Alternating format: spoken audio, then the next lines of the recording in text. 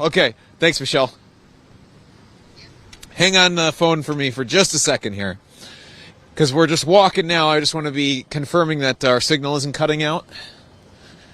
Though it sounds like there's a little bit of a delay between when I'm talking here and when you're seeing me on your end.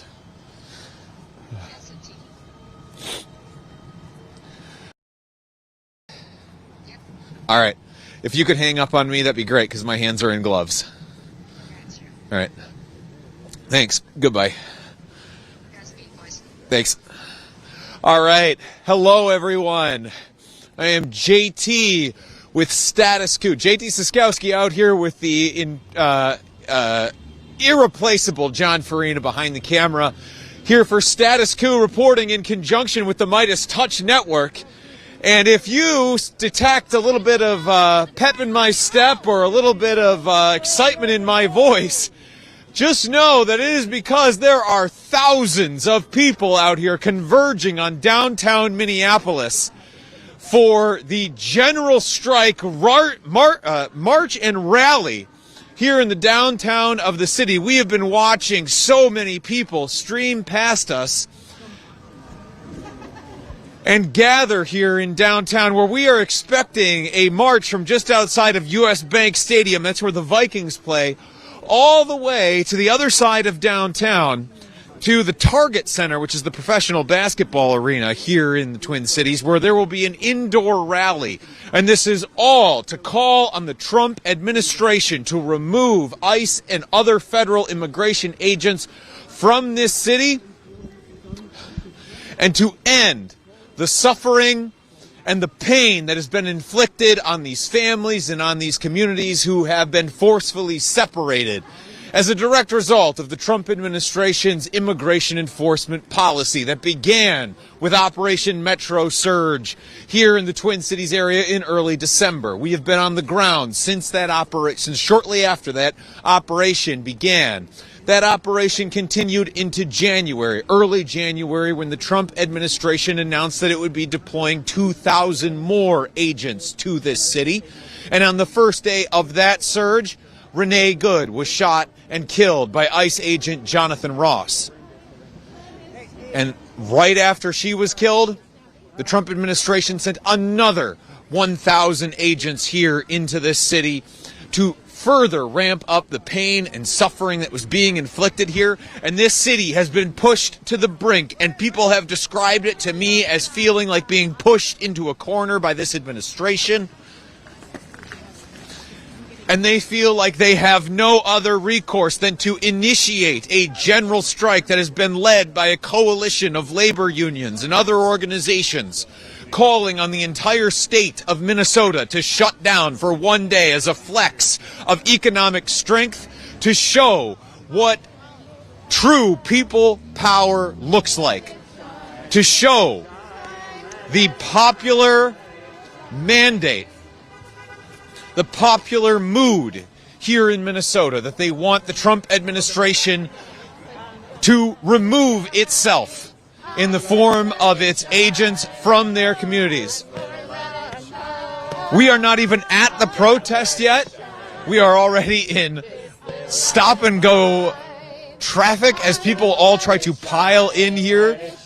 I think it is no exaggeration to say that this is going to be a demonstration of tens of thousands here in downtown Minneapolis. And I'll note that the group right next to us has just spontaneously started singing as we walk into downtown Minneapolis for the beginning of this march. I referenced that coalition of unions and other organizations who have organized this strike and march.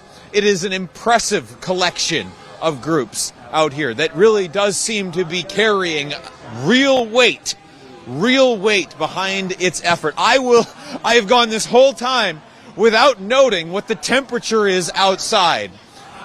As of right now, it should be about -10. It feels colder with the wind chill. Earlier today, it reached a low of -22 degrees. And yet we are seeing tens of thousands of people taking to the streets here in Minnesota in a popular demonstration of mass rage against the Trump administration and rage. That is the emotion that I have heard Minnesotans express more than anything else, not only about the Trump administration's immigration enforcement actions, but also about the killing of Renee Good, a mother who was taken from her family and taken from her community far too early in life by the government that claimed to represent her and to act on her behalf. And these, all surrounding me, are Americans, are Minnesotans who paid their taxes and have seen their taxes come back to them in the form of tear gas, in the form of retribution from immigration agents, and in the form of bullets that entered Renee Good. An independent autopsy recently came out of Renee Good's killing, which showed that Renee Good was not killed with the first two shots that Agent Jonathan Ross fired. One entered her forearm, the other her breast, neither of which hit any major organs. But it was the third shot, the one that could, I think, regardless of your political orientation or predisposition to law enforcement, you would agree that was fired from the side of her vehicle while Jonathan Ross was most assuredly out of the path of any moving vehicle, regardless of Renee Good's intent. That was the shot that hit her in the head and killed her, according to this new independent autopsy. John is turning the camera and showing here we are now walking down the street where cars are being caught in the throngs of people who have taken to the streets here in Minneapolis. I want to say something here really quick before we get into any situation where our signal might cut out. We've had difficulties with our equipment in this extreme cold, and also difficulties with just getting a signal out of this massive crowds of people who have taken to the streets here in Minneapolis. I want to say that the biggest thing you can do to support us is also the smallest ask I can make, which is to just like or share this stream. It gets it out to more people and helps tell social media algorithms that this is what people want to see. They want to see the true news of what is happening here on the ground in Minneapolis. So please like, share this stream. We greatly appreciate it. It helps get the word out. And in addition to that, if you would like to go a step further, please subscribe to ourselves and our partners at the Midas Touch Network. We are grateful to them for helping give Status Coup this platform in our reporting here in the Twin Cities, which has been going onward for 2 months. We're going to try and make our way to the front there. Come to the side. And lastly, and perhaps the most impactful thing that you can do would be to subscribe to us here at Status Coup, become a paying member. That is what sustains our on-the-ground reporting, our efforts like what we are doing here right now, showing what the will of the masses is here in Minnesota.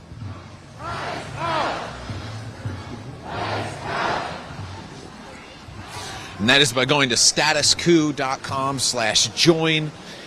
For as low as $5 a month or 16 cents a day, you help support our truly on-the-ground independent reporting that we do here in Minnesota and in states and cities across this country that have been victimized by the Trump administration's immigration enforcement agenda.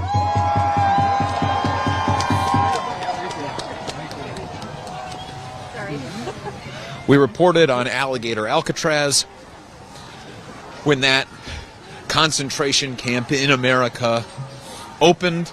We reported on immigration raids outside of New York City court appearances that ICE was conducting. We reported on the immigration enforcement efforts in Los Angeles. We reported on the occupation of Washington, D.C.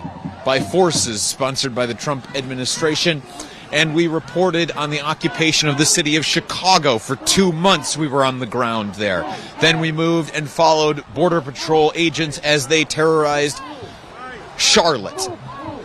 And now we have been in Minnesota for more than a month, nearly continuously. Doing so comes at great expense to ourselves. It costs us nearly $15,000 a month to be able to show you these scenes that you're seeing on your camera. That is for our hotels, that is for our travel expenses, that is for our gas, as we move around the city and document ICE abuses as they happen in real time. That is for salaries. That is for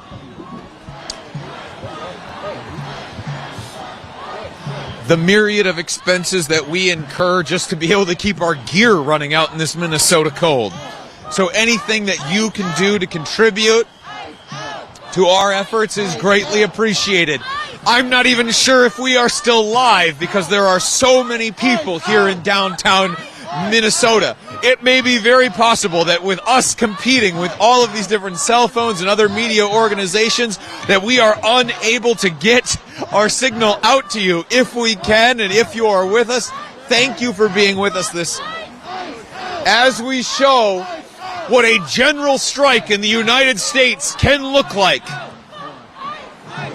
When labor organizations and others decide to lead the way, the people will follow. We have been hearing these public calls. We have been hearing public calls in Chicago and here in Minneapolis for weeks and months at this point. People have been telling us that they would love to participate in a general strike if someone would just lead the way, and Minnesota is choosing to lead the way out here and show what one day of action, of no work, no school, no shopping can look like. The way a city, a region, a state can be ground to a halt if the people choose to stand up and speak with one unified voice as one collective whole, and that is what we are seeing on the streets here.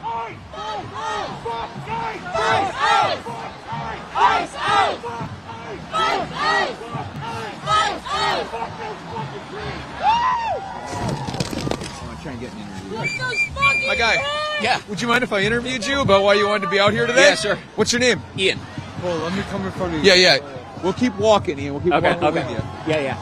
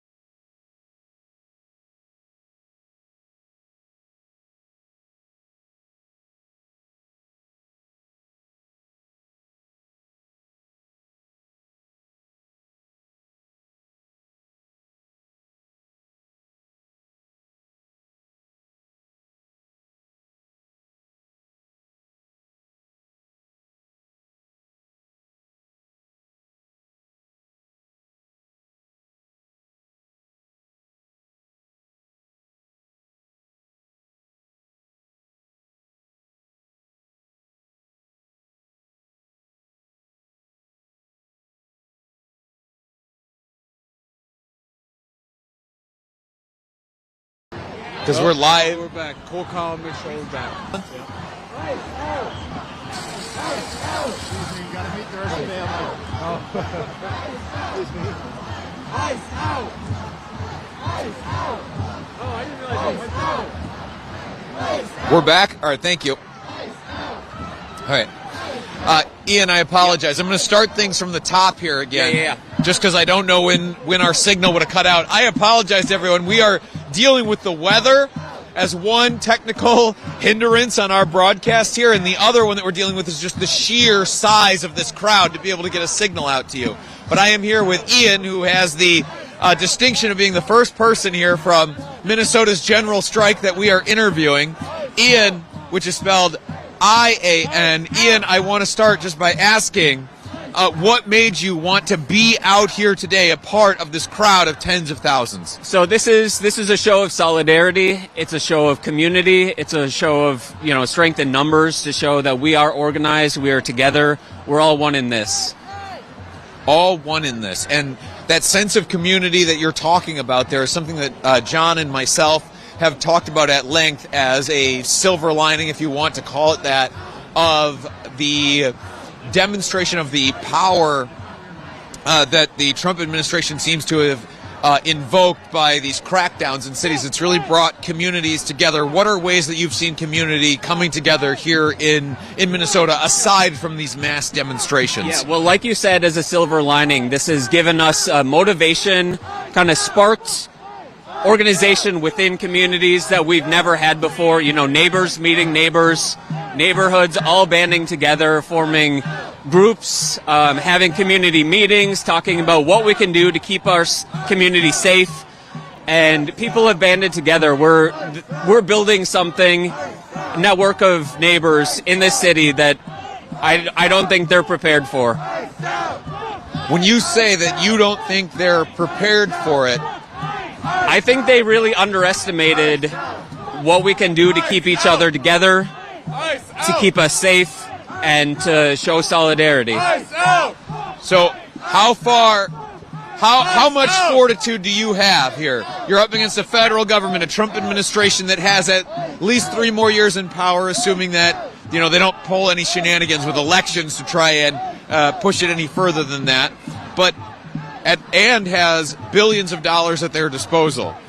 How much fortitude, wherewithal do you have within yourself, and do you see present in your community? Do you feel like you can go the distance? Well, they want to break us down. They want to divide us. They want to make us feel powerless. And what we're seeing here today is that together we do have power.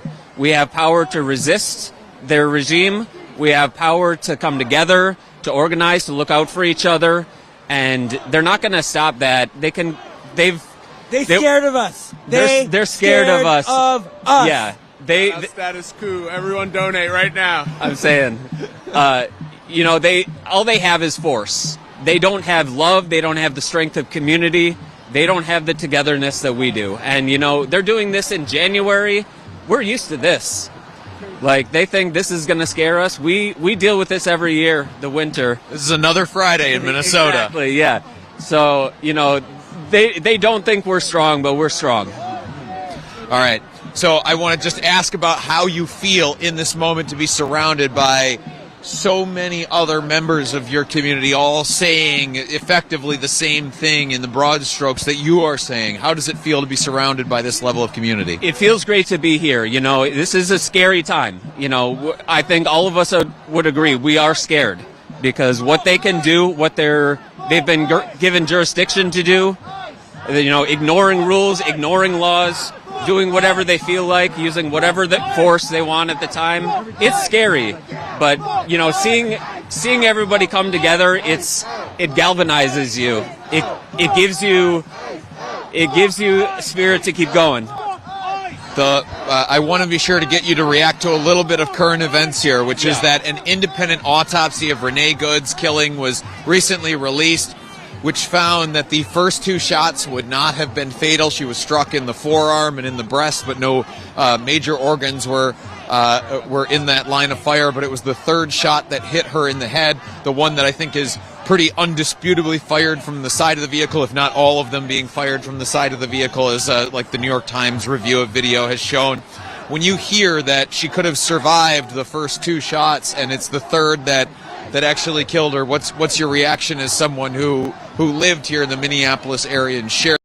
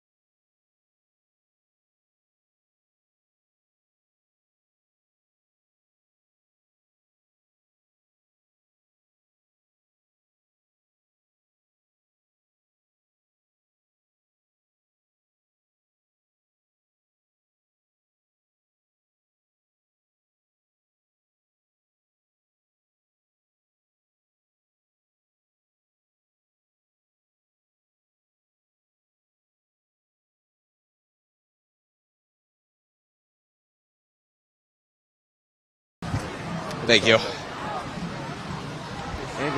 Yeah, I see it on the screen now, John. Are you able to see us? Okay, sweet. All right, he's got it. All right. Yep, take it. Thank you. Did you drop something else? No, I got it. Okay. Thank you. All right, we're back live. All right, I'm going to record too. Yeah. Ice out! Ice out! Ice out! Ice out! Ice out! I apologize to everyone watching at home. We continuously lose signal here. It's a combination of the weather wreaking havoc on our gear and on the just sheer number of bodies down here in downtown Minnesota that are all the phones that they're carrying, all of the media cameras that are also trying to get out a live signal, all competing for that signal that's cutting us out on occasion. Ian, I wanted to bring you in just for that last question one more time about justice. Yeah. What would you like to see to try and make this city as whole as it can be in the wake of all of the pain that the Trump administration has inflicted here? Well, as our Attorney General Keith Ellison has said, there's no statute of limitations on murder, and state charges cannot be pardoned by the president. And I have faith that he's willing to pursue murder charges against Jonathan Ross for the crime of killing Renee Good. In terms of what will feel like justice, for me, justice won't be served until ICE is abolished. Dismantle the entire organization. We don't need it. It doesn't need to exist. It was only created in 2003. It's not a department with a long history, and what they've turned it into is far from the mission that it was even started to begin with. So I will not feel justice until ICE is gone. We've seen factions within the Democratic Party that have expressed an unwillingness to call for the abolishment of ICE. What do you say to those leaders right now in what is supposed to be the opposition party in this country? They're cowards. They're afraid to stand up for what's right. They're afraid to stand up for their constituents. ICE is not popular. I think it's at I don't remember the numbers, but the disapproval of ICE overall is negative in the country. Within the Democratic Party, it's insanely high. If they're not willing to vote for ICE to be abolished, they should be primaried. We need politicians who are willing to do the right thing. Ian, anything else you want to add while you have the platform? Fuck ICE. Thank you for being patient with us through all of our technical difficulties, and thank you for talking to us. I appreciate it. Yeah. One voice in tens, if not hundreds of thousands. I will note that over the last 15, 20 minutes, John and I have barely moved 50 yards here in downtown Minneapolis as we have to make our way through the entirety of downtown. There is no hope, I will say, no hope that the ultimate destination here, the basketball arena that we are heading to, is going to be able to contain the thousands upon thousands of people who are out in the streets to speak out against the Trump administration. Some of the signs that I am seeing held aloft right now read, "Neighbors say ICE out," read, "Deport ICE," read, "Loading, justice error, due process not found," read, "Monsters are real," with press clippings about some of ICE's operations here in the Twin Cities area. Read, "ICE out now." Read, "Fuck ICE." And people right now chanting, "ICE out, fuck ICE." These are spontaneous chants that are emerging in the middle of this protest, because wherever the front of this protest is, John and I have not found it. We have not found where this march begins. We don't know where it ends. We are just somewhere here in this sea of people that are making their way through downtown Minneapolis right now. And you, looking out over this crowd, get a better sense than I for how far this protest truly stretches, because I'm not able to get up as high as John is with the camera. Somebody's calling me.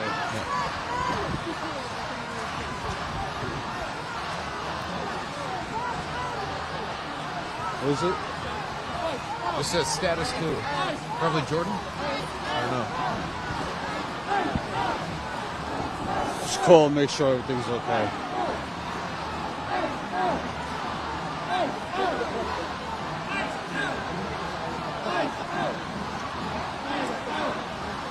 Let's go on this side.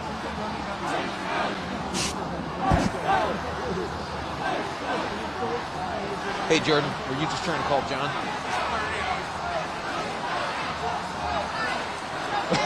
Okay, wonderful.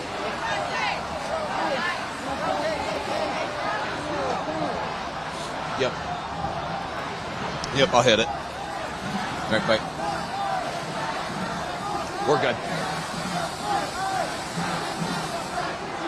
I'll take this moment here just to pause and speak to a moment about what this general strike really consists of. We are talking about hundreds, if not thousands, of businesses closed here in the Twin Cities area and across the state of Minnesota. We are talking about thousands upon thousands of people who are not working, students not going to school. We are talking about a near cessation of all economic activity here in the state of Minnesota. That is what this is about. It is about grinding to a halt the gears that are within the masses' control. Grinding to a halt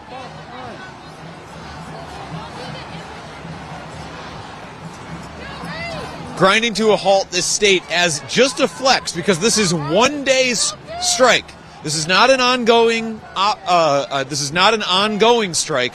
This is one day, just for the Twin Cities area, for the state of Minnesota to show what one day of true resistance against the Trump administration could look like if they are pushed to the point of needing to do this in a more prolonged fashion.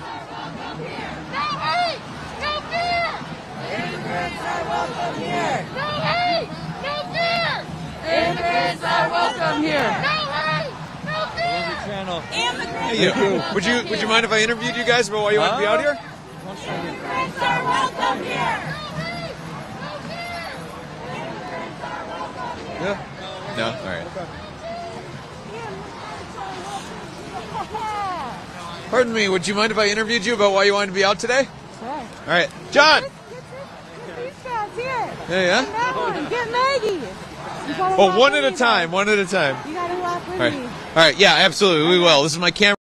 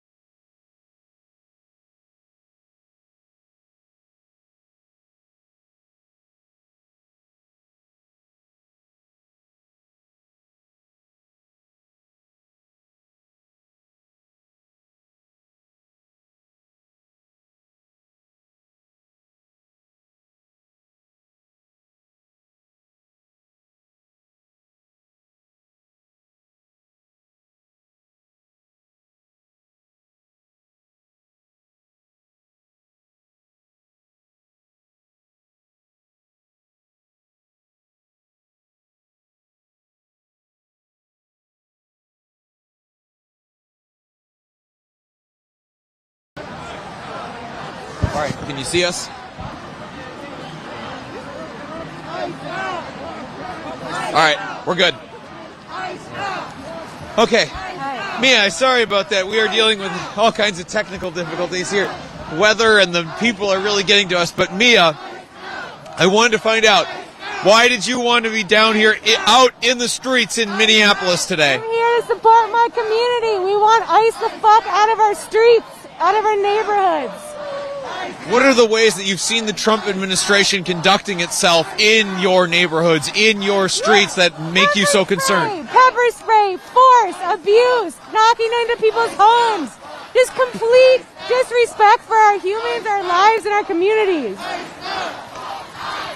You are dealing with not only the pressure of a strike. Any kind of strike is going to involve sacrifice, missing work, etc. But you're also dealing with the conditions out here. How are you trying to cope with all of that, with the condition, with the cold, and with missing, potentially work or school to be out here? It's worth it. We're Minnesotans. This is nothing for us. We're here for our community. We show up for people. That's how it goes. So this so far is just a one-day general strike. Would you support something perhaps more prolonged if it came to that? If it's going to get them the fuck out of our streets, then yes. We want them out. We want them out of the fucking streets. How does it make you feel to be surrounded by at least tens of thousands, if not hundreds of thousands of fellow Minnesotans here in your streets as part of a general strike? How does it make you feel as a person to hear them all, crying out the same message that you're here to deliver? It's empowering. I mean, under horrible circumstances, but we show up for our community. We inspire people. We lift people up. We take care of each other. That's part of being a Minnesotan, and we showed up today. And why don't you tell me a little bit about that message? I see that your sign says, ICE. It's giving fragile masculinity. Can you tell me a little bit about the message that you came out here to deliver today? Yeah, these guys are coming into our homes, coming into our neighborhoods with huge fucking guns, huge fucking vests on, and we're showing up completely unarmed, and we're still pushing back. We're still resisting, and we're not afraid of their fucking macho masculinity that they're showing up with. Just yesterday, Vice President J.D. Vance paid a visit to Minnesota here in Minneapolis, not far from the Target Center where we're marching to right now. And he came to say that it's really agitators who are causing the violence out here. You just made a reference to the fact that you're out here completely unarmed against armed agents. Could I get you to speak to, where you think the Vice President is incorrect in his assessment of what's happening on the ground here in Minnesota? He's not in the fucking streets. He's not seeing how they're treating people. They're showing up with huge rifles. They're completely, fully packed with bulletproof vests and everything. No one has a gun here. No one has pepper spray. No one's doing anything violent. We're peacefully standing up for our community and our community members. He has no fucking idea what's going on. If you could deliver a message directly to the Vice President, to the President, or to ICE agents, if you had that opportunity to sit across the table from them, what would you say? This is what resistance looks like. Your force, your fear, your power is not going to make us turn away. Get out of our fucking state. Go focus on the actual problems in our country that you're causing. What are some of those actual problems in your life that you feel like ICE's billions of dollars in budget could go to actually address and help you or your family members, people close to you? What are some of those problems? Abortion rights, women's rights, school education, making sure that everyone has a fair start at life, getting people out above the poverty line, giving them resources, getting them job resources, stopping homelessness, preventing people from being on the streets in the cold like this without any shelter. Why are we invading other fucking countries? Why are we even threatening invading countries? Look at the climate, work on climate change. The list goes on.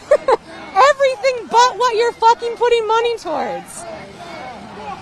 Mia, I wanna get you to address some current events, which is that an autopsy, an independent autopsy of Renee Good recently came out that showed that she likely would have survived the first two gunshots that Jonathan Ross fired. One would have just hit her forearm and the other her breast, but it was the third shot, which I think is pretty indisputably fired from the side of the vehicle when Jonathan Ross is no longer in the path of that vehicle, that hit her in the head and killed her. When you hear and from what you saw in the video, I mean, what is your reaction to that use of force against a fellow Minnesotan? She was unarmed, leaving her house, just trying to go about her day. She said, "I'm not mad at you," and he pulled a fucking weapon on her. Why do we have guns out in the streets like this already? But then to shoot not one, not two, but 3 times because an unarmed citizen,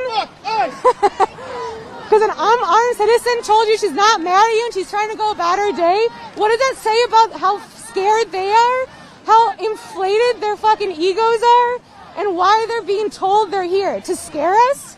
It's all completely unnecessary. Why was there even 1 shot fired? We don't need these guns. We don't need this kind of violence in our streets to get people to make the right choices. And that's not even what she was doing. She was just trying to go about her fucking day. There's no reason for the violence. Just trying to go about her day, and yet is shot and killed children who do not have a mother now because of that Trump administration's sponsored violence that they are, using your tax dollars for in order to carry out here on the streets of Minneapolis. Mia, thank you so much for talking to me. Before I let you go, is there anything else you want to say while you have the platform that I haven't asked you? Yeah. I'm so proud of Minneapolis, the Twin Cities, Minnesota for showing up. This is how we support our community and fight back against a dictatorship, authoritarianism, and we're here to show what we can do with peaceful protesting. Mia, thank you very much. I appreciate the time.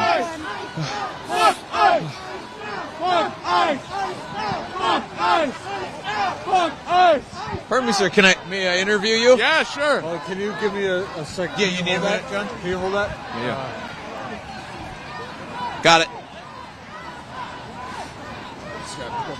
Yep. We're giving John just a minute here to get warm, get comfortable. I'm holding the camera for him.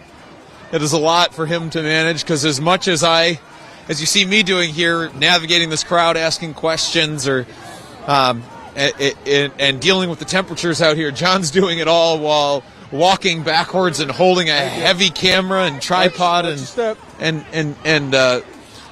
video equipment and live equipment here. So we try to give him breaks where we can to just be able to reset and be ready, so that way we can go the distance, because we have to walk across downtown Minneapolis and then get inside to the Target Center here for the rally that they plan to hold here in the city. Our streets. All right. All right. Can I start just by getting your name or how you want to be identified? Name is Nate. Common spelling? Yep, common spelling. All right, Nate. Why did you want to be out here in the streets today? Why did you want to participate in this general strike? Well, I'm here supporting all the people of Minneapolis, all of organized labor across the country. I'm a labor union member myself, Minnesota Law Student Labor Union, and just showing the power of organized labor across the state today. We're shutting down the state, we're shutting down the economic activity in the state today, and we're taking to the streets to tell everyone that this is not okay and that the authoritarian government that is blossoming here in the U.S. needs to be shut down. I think the power of that labor movement Absolutely. cannot be denied when you're Absolutely. standing in the middle of this crowd.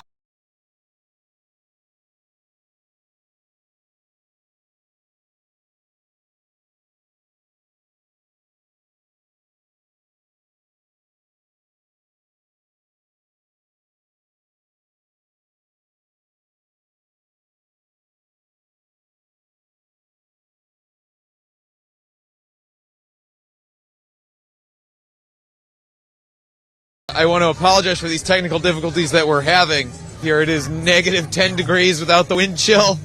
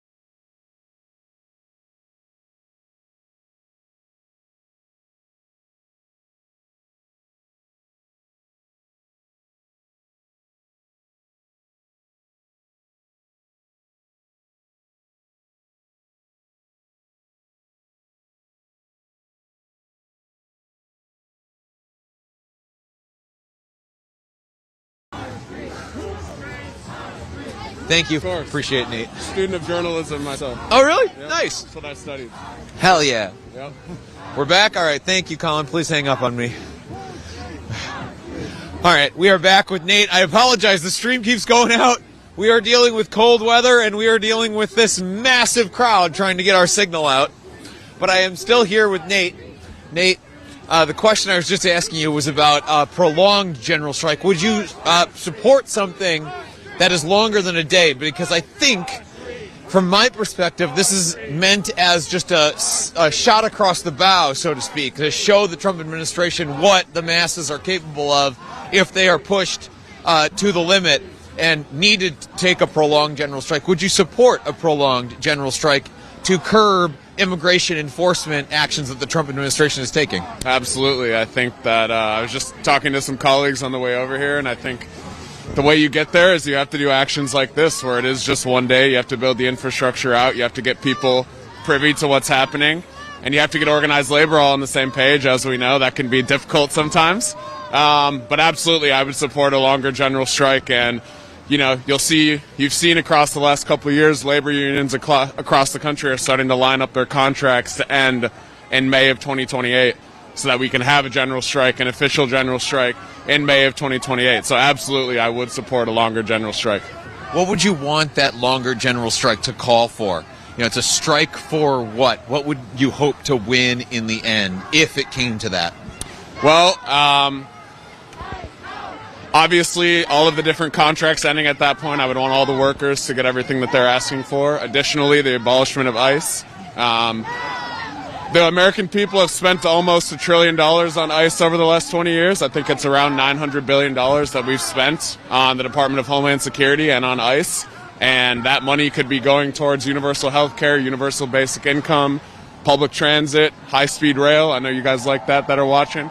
And a lot of other things that we just don't need this bullshit on. They are terrorizing us. They're not doing anything productive for us. And all that money could be going to many other places. You see a lot of Minneapolis teachers out here today. Minneapolis teachers could use that money. They've been on strike a few times over the last 2 years. They could use that money to help our students out. All right, so one of the things you called for in there was the abolition of ICE. And there are members of the Democratic Party, the nominal opposition party federally in this country, who are not adopting that position. What's your message to those elected officials right now who are thinking that abolishing ICE is going too far? Oh, man, they suck, dude. One of them, Angie Craig, our representative in Minnesota, she sucks. She's running for Senate here in the state, and she's one of 5 or so Democrats. I don't know if it's 5, but a couple of Democrats that voted for the Lincoln Riley Act, which gave all this money to ICE. And now we're reaping what we sow in that regard. So if those Democrats are not going to get on board, they need to be primaried. All Democrats need to be primaried. We need to have competitive primaries so that we are putting out the people that best represent us. But those people need to be replaced. And they need to be replaced.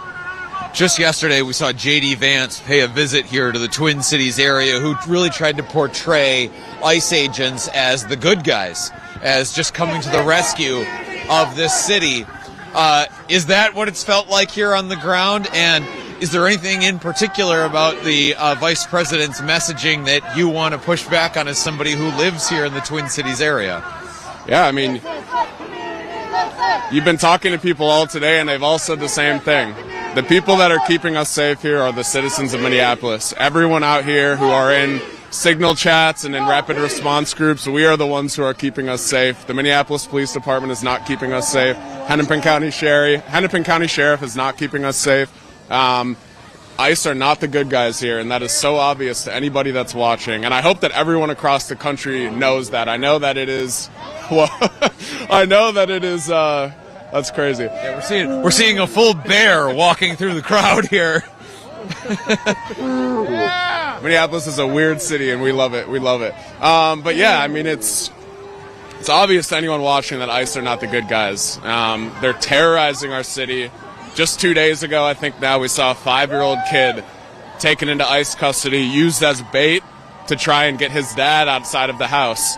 And they're just disgusting people, as the president might say. I'll turn that back on him, but it's awful. They're awful.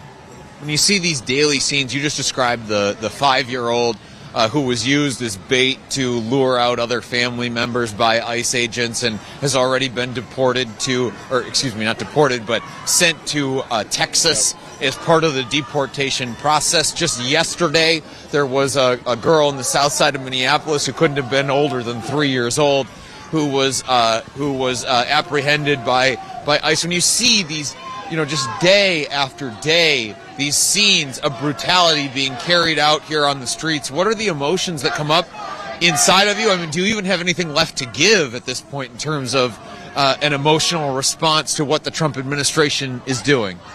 Yeah, it's difficult. A lot of people in this city, I know we can feel it in our bodies. Just 5.5 years ago now, and it's been 5.5 years since George Floyd was murdered here, and we're getting a lot of the same emotional reactions in our bodies of just the constant consumption of just brutality. You add there's been obviously things in between that too, genocide in Gaza, just brutality everywhere, and it's really difficult sometimes, especially some of us here are students and we have to carry on with school.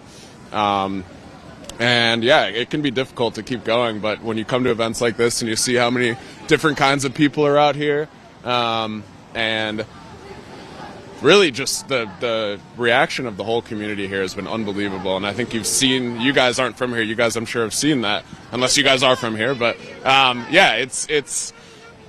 we are very organized here, and we've gotten much more organized since 2020, unfortunately, out of necessity. A lot of bullshit has happened here, which has caused us to we have figured out that the only people who are going to keep us safe at the end of the day are our own neighbors. Nate, thank you so much for the time. I appreciate it. I'll let you get back to the protest. Status Coup. Everyone donate to Status Coup. Get in the super chats. Get these guys some money. They deserve all of it. Long-time listener, first-time caller right here. Thank you. Nate, I should just hand you the microphone. I appreciate that. Of course. Yeah, of course. Stay safe, guys. So I guess just to echo Nate, I will say that, any support you can give us right now is greatly appreciated. Super Chat's always appreciated. But really the best thing you can do is to get subscribed to sustain us on a monthly level. It is only $5 a month. We are out here in the Minnesota cold. And there's going to be a lot of media that's going to try to claim that it is somehow reporting on the entirety of what's happening here in the Twin Cities area by just showing up for, a day or two around the general strike and acting like they have told the full story as to what's happening on the ground here. John and I, aside from a break around Christmas, our relief in the form of Zach and Will, our other freelancers who filled in for us for a short time, we've been on the ground here since early December, since Operation Metro Surge first began here in the Twin Cities area.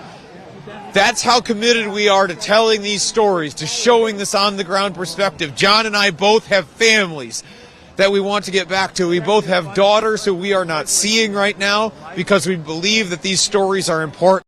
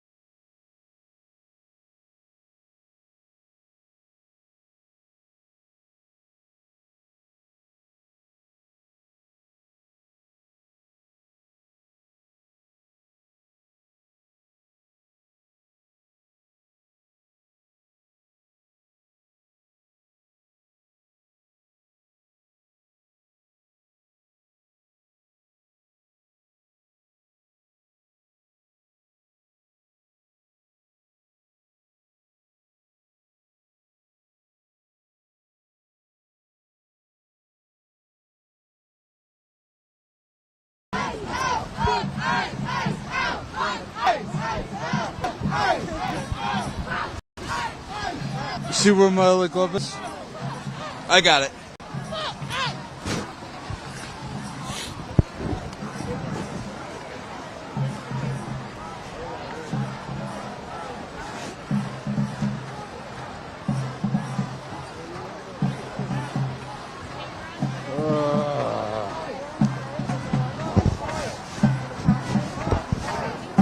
Hey, you got us? We just replaced the battery.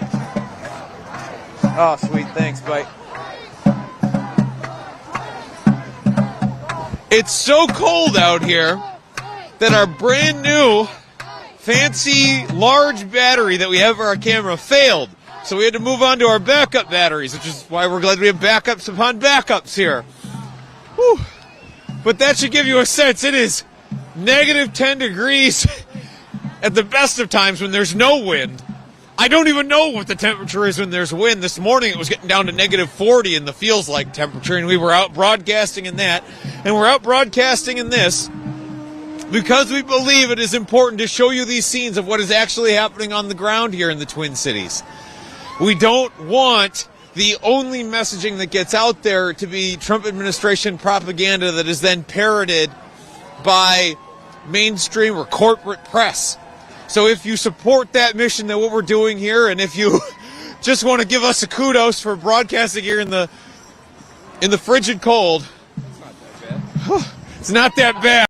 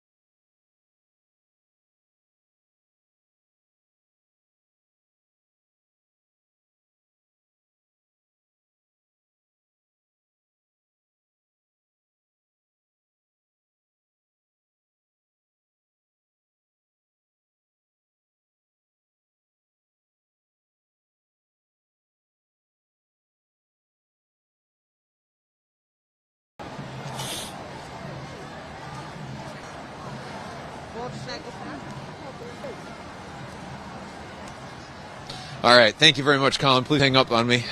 Bye. Okay. So we continue to deal with signal loss issues because that crowd is so massive, and we're competing with cell service with for everyone in order to be able to get this live stream out. And this is even with our fancy live streaming equipment that takes advantage of multiple cell networks to be able to get everything out. This is just the camera nerd in me sharing some information with you, but just goes to show how big that crowd is. So we're actually trying to get... Is this it? No. So we're just trying to get to the Target Center right now. We're walking away from the crowd so that we don't have to deal with any of these signal loss issues anymore, hopefully. And then you'll be able to continue so we can continue this broadcast. And then when we get inside the Target Center, there's going to be a massive rally. So first we need to get inside the Target Center. Can you find directions? It's still to the east here. Or to the west, excuse me. Yeah. We keep going this way. Yeah, we're seeing, in the cross streets here, we're seeing this massive crowd as it moves through. And we're kind of just shadowing them a block over. And we're trying to avoid just walking into them. And I got to pull up my mask here because it is so cold.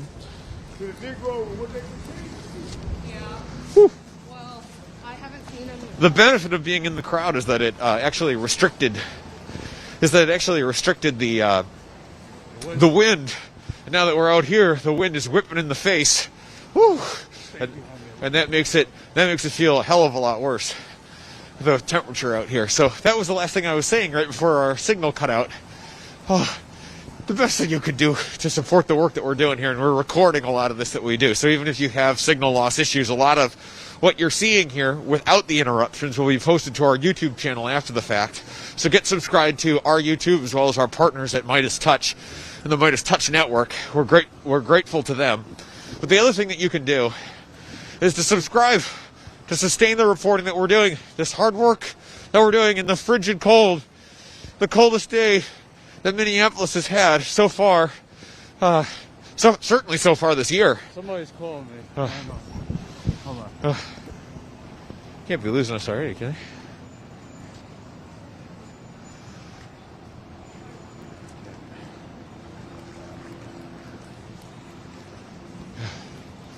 But we're still live, right? Yeah. Looks like on the back? Okay. Oh, so the best thing you can do to support us is to go to StatusCoup.com/join. For low as $5 a month, you go to support the on-the-ground reporting. On the ground. Shoe leather reporting. You know, the kind of journalism that you would think every outlet should be doing, but isn't. I can't emphasize to you enough. Since Renee Good's killing, there has been more media here. But for the month before, when the Trump administration was still launching its whole immigration crackdown here on the Twin Cities, I'd look around at a lot of the scenes where we were, and it's just John and I. And that's it. There's no local press, no national press. The locals are always better because they live here. We need to find where Target Center is. Yeah.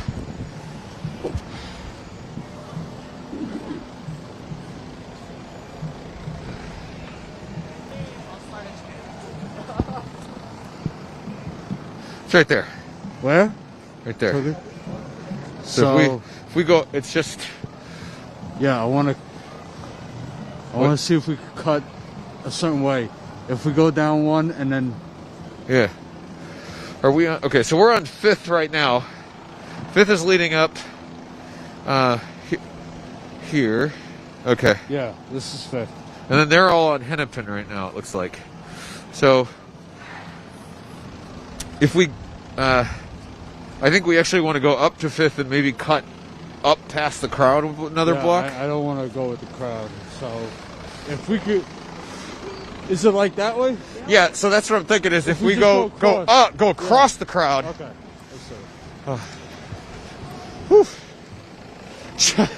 John and I are feeling directionally challenged here in downtown Minneapolis. We're focused more on the broadcast and on our sense of direction, and we're trying to just get to the Target Center without going with this crowd of hundreds of thousands because we don't want the stream to keep dropping for all of you. But that just goes to show the size and the number of people who are out here. Hey. Thank you. We keep running into fans, so I guess that's good. Whew. Please go to StatusCoup.com/join. I keep getting cut off as I try to make the plug. Try to pay the bills here. Because it costs us $15,000 to be out here. That's the whole point I'm trying to make. We're doing this on-the-ground shoe leather journalism. It costs us $15,000 to be out here. Please go to StatusCoup.com/join before our signal cuts out again. And it probably won't. I think we're doing good here. Hey, what's up? Hey. Good. And now everybody's asking John how his fingers are because John sustained the kind of dedication that we have. The kind of dedication that we had, John was live at a scene in weather not too dissimilar from how cold it is out here right now, and gave himself frostbite on some of his fingers. to be able to cover how the Trump administration was literally trying to freeze out a couple of workers who were stuck on a roof. And John's still recovering from that, and it happened last month. Whew. Do you want to interview anybody? Yeah. Hey, what's up? Howdy, sir. What's your name? My name's, I'm not scared to show my face.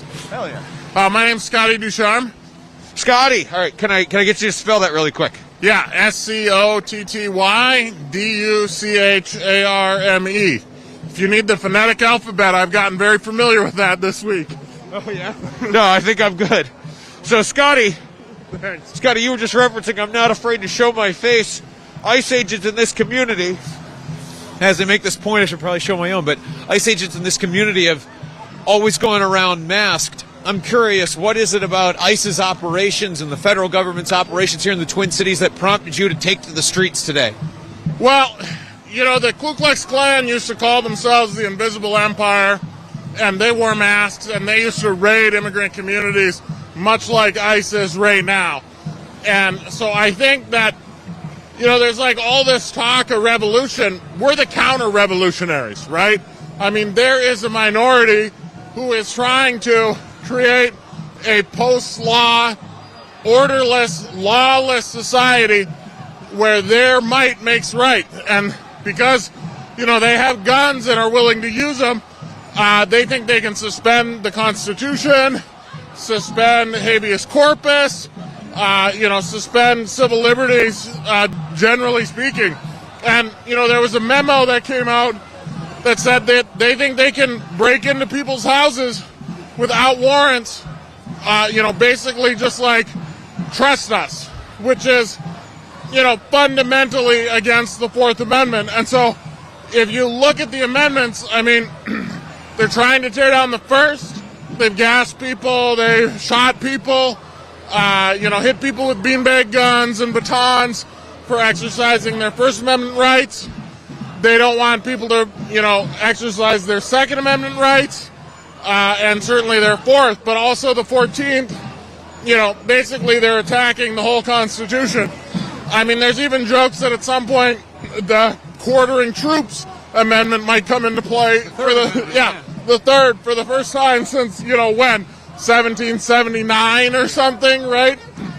Like that one's pretty much laid dormant until now. So let's describe your sign here. It says "Classic Nazi Blunder: Invading in Winter." I've been watching a lot of World War II history videos lately, so I understand what you're saying. But for the folks at home, can you explain what your sign means? Yeah. So obviously, Hitler rose to power during a time of like unrest and economic downturn, targeted immigrants and minorities, much like the Trump administration is now. Got way too big for their britches and invaded, the Soviet Union, Ukraine, Poland, Czechoslovakia, etc. And, thought, oh, well, it'll all be over, and then they got bogged down in winter and lost, got their asses kicked. And so, I mean, ICE coming here in winter, they're not prepared for it. We are. And they're like roving around trying to execute whatever their mission is. It's completely asinine. First of all, like, all the vulnerable people would be hunkered inside anyways. It's like -15, and they certainly are now. So the efficacy of the mission is at its lowest ebb. And, all the Minnesotans who've been here for generations, like, it gets 40 degrees colder than it is right now. And we're prepared for that. They're not. Like, their vehicles won't even start. Scotty, are you somebody who protests regularly, or what prompted you to get into the streets? Yeah, I mean, I would say I protest. I was at both the No Kings protests. I was at some of the NAACP marches after George Floyd for police and carceral reform. I'm not out here, like every weekend or whatever, but, I try to get out there, yeah. Try to get out there. All right. So what?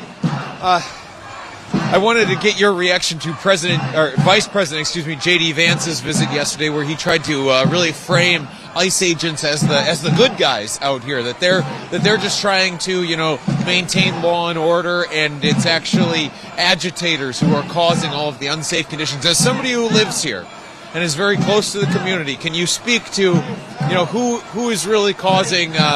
Is the vice president's assessment correct, or where is he going wrong? Yeah, Vice President Vance went to law school and he knows better.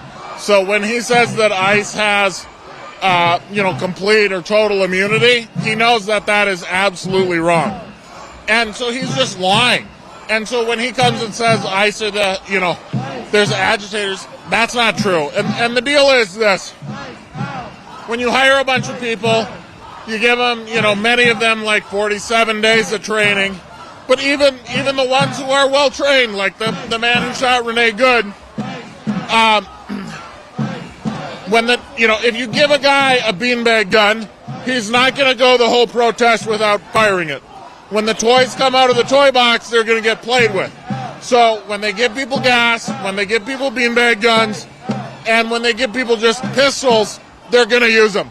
And that's what happened. And so it's incredibly irresponsible what they did. And ICE is absolutely the aggressor. I've seen them gas people in my neighborhood a block from my house. I ran into Bovino even before I was engaged in protesting, just standing on the street antagonizing people. They've shot people. They drive around like complete maniacs, blowing stop signs, blowing red lights, ripping up and down. They mock the protesters. There's no professionalism among the ICE agents. Oh my bad. Thank you.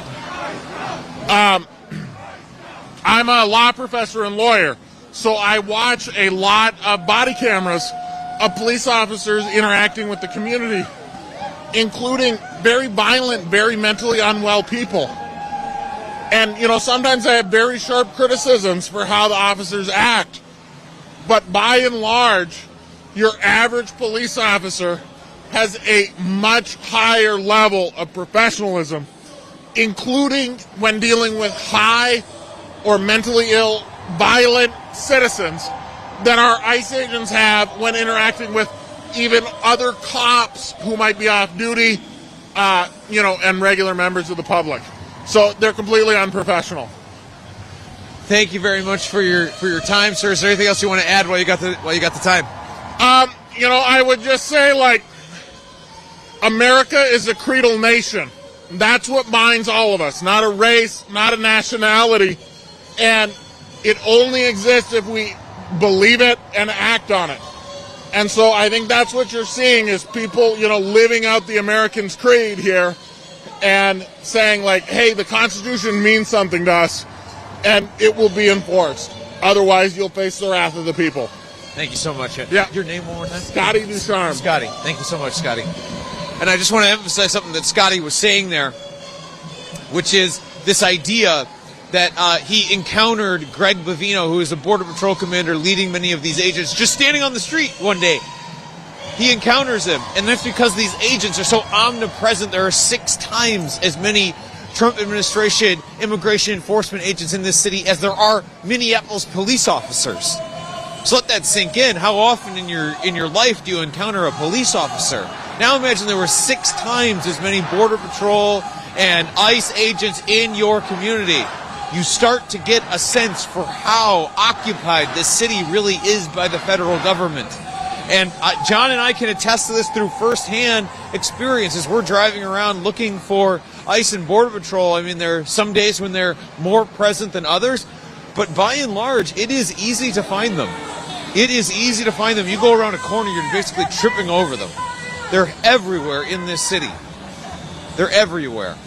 And so it really feels, it's not an exaggeration to say that this is a city under federal occupation, because they really are occupied. We've just arrived at the Target Center. We've just arrived outside the Target Center.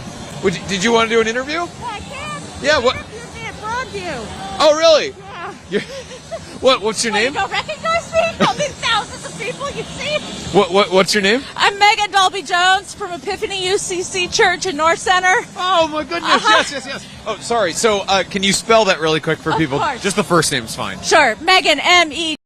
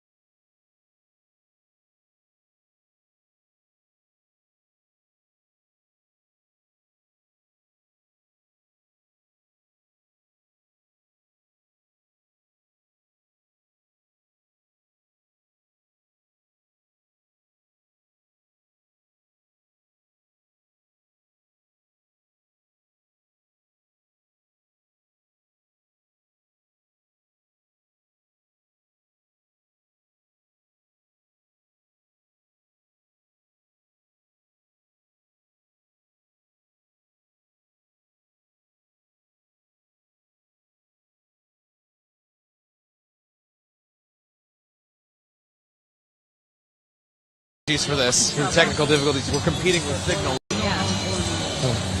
Quincy, you were on your way to warm.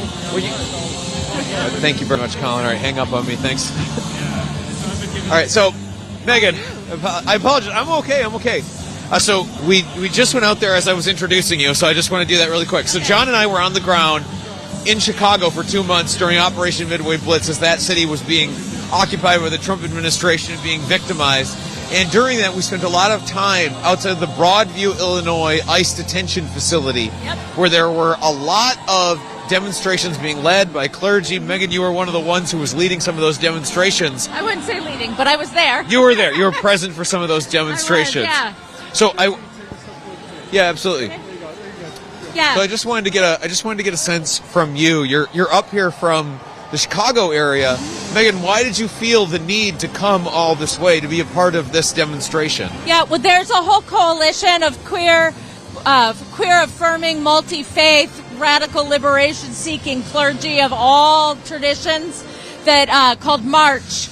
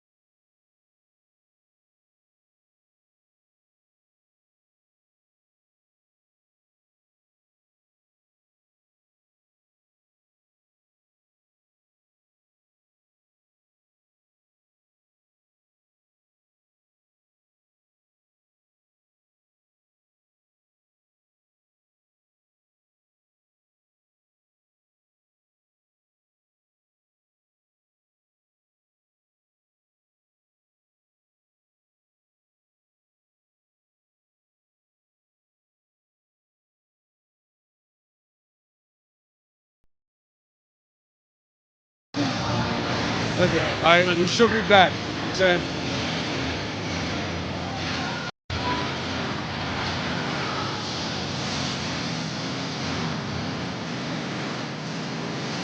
You got a signal out.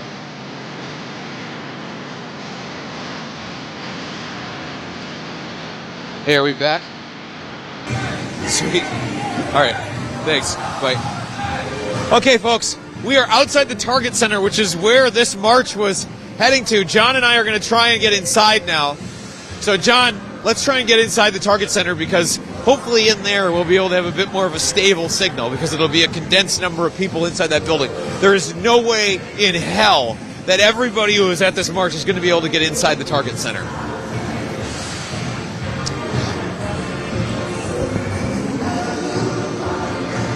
Whew. And if you've been with us this long, God bless you. God bless you for sticking with us through all these technical difficulties, the weather that we're contending with out here. It is negative 10 degrees without the wind, and the wind, as anyone in the Midwest will tell you, is what really sucks it out of you.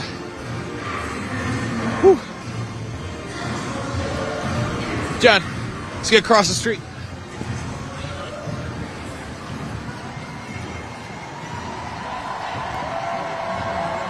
Oh, there you go. Lost you. Whew. Oh, shoot. Is the... Thank you,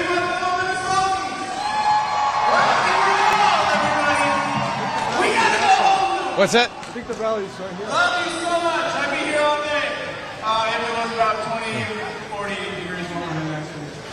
So appreciate y'all. Spread love. Take care of one another.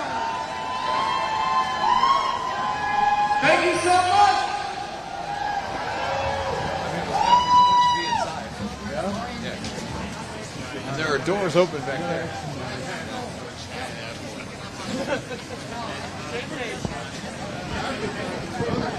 Yeah.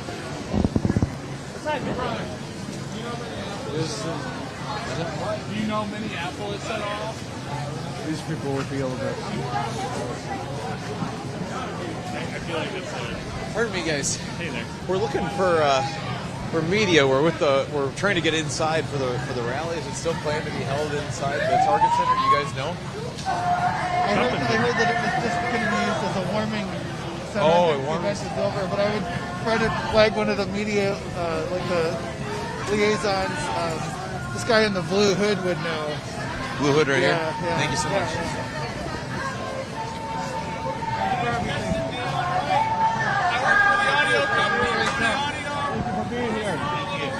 Pardon me. We'll see you in like 10 hours. Yeah.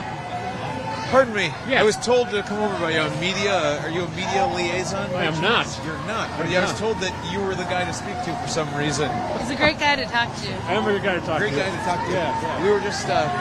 We knew that the goal was to hold a rally over here. Has it already happened? Yeah, the rally's inside. Inside. How do we get inside? So it only seats 20,000 people, so we had to do free tickets, just to kind of control how many. It only seats 20 folks. I would bet if we went up to the main door, they let media in. Yep, we registered as media. I'm just trying to figure out where to go. I think the main door is down in the corner in here. All right. Yeah. John. We have. Sorry. We have to go. John, this way. Yep. Oh, come here. Come over here. This is JT. JT's our reporter. She just wanted to give a message to Jonathan Ross. Yeah. Oh, yeah, a message for Jonathan Ross. Go for it. All right. Why'd you do it, Jonathan? Renee wasn't mad at you. There you go. Thank you very much. All right, thank you. All right. You hear that? You know, that rage that I was describing earlier in the stream. This rage that so many here in the Twin Cities were describing.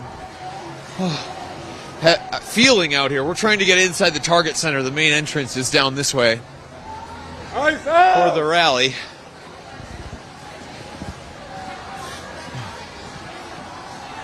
So that's where we're headed right now. As we do so, now would be a good time to ask you, I suppose, to subscribe to Status Coup and our partners at the Midas Touch Network. Because we'll be putting out all of our recorded reporting, a lot of it that we're trying to put together from all the work that we do when we're not live down here. We'll be putting it out on those channels. So getting subscribed is certainly one of the best ways to support us.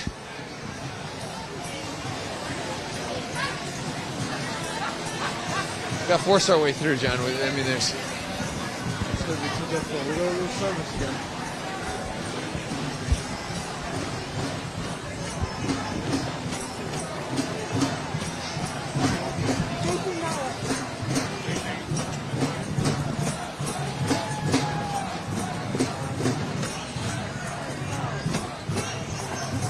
John, where are you trying to go right now? I mean, I do really want to try and get inside for the rally. If we can get in, we'll be seated with media.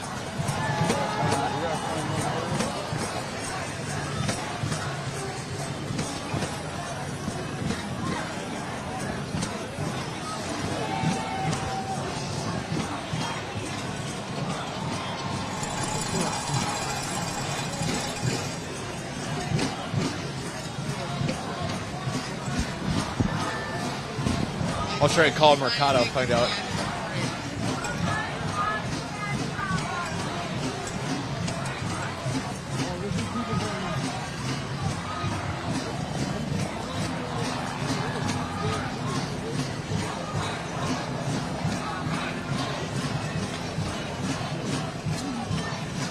Hey, are you inside?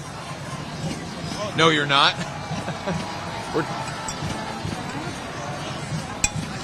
Oh my God, you're kidding. Holy hell. Mercado's... We're outside the doors. We're trying to get in.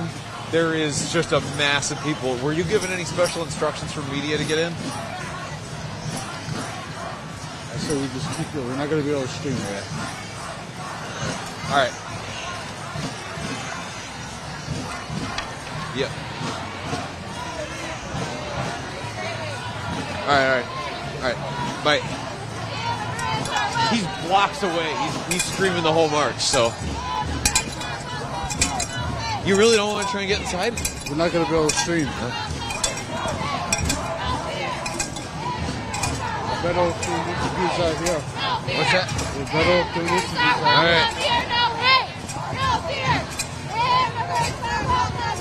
Unless there was another way we could get inside. Yeah. I asked him if he got media instructions for getting inside. He said no. Yeah. I was going to start doing interviews. Yeah, what's up? No, you good. You good? Pardon me, sir. I'm pressed. Would you mind doing an interview about why you want to be part of the march today? Would you mind if I don't? No, okay. I can't control what you do. Yeah, I think. Were you guys in REI like on the roof floor? Yeah, we were. I was the guy that works there sitting with you guys. Oh, no way. Yeah, that's me. Hey, yeah. We've been in there many times. Yeah. Just wanted to. We wouldn't be alive without REI and the help that you guys gave us. So thank you so much for coming out. Of course. Now, if you wanted to. Status Coup, Yeah. Would you guys mind if I interviewed you really quick about why you want to be out here? Sure. Yeah, John. We should be out of the Yeah, all right. So, if you guys could just a little bit. All right. So, if I could have you start just by spell your names for me really quick. Ann. Minnick, M-I-N-N-I-C-K. And Ann is spelled A-N-N. okay. No, E the best way. Wayne, W-A-Y-N-E. Nealis, N-E-A-L-I-S. All right.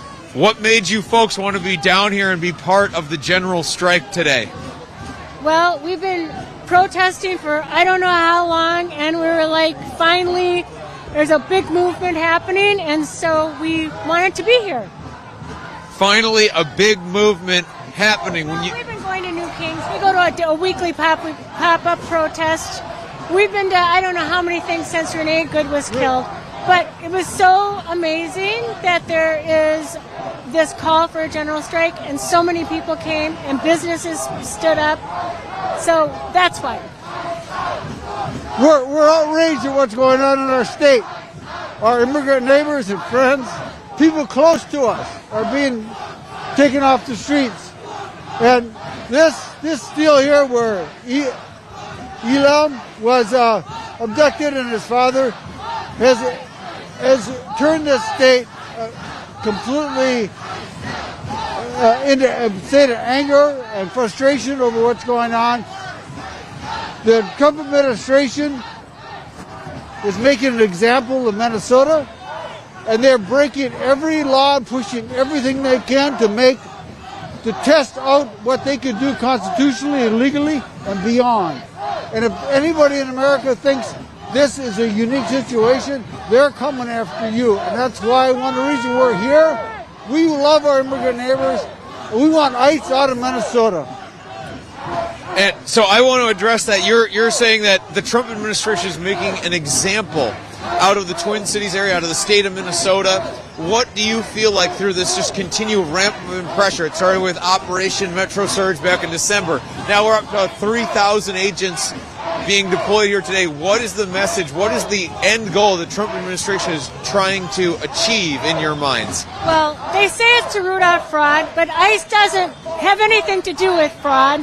We have a small immigrant population relative to the size of our state. So the only reason that they're here is because we didn't vote for him for the last 3 elections. He thinks that it's been stolen, and he's just going to try and make an example of us. And if he can make Minneapolis break, if he can make Minnesota break, then he's going to go to other states as well. So it stops here, stops now.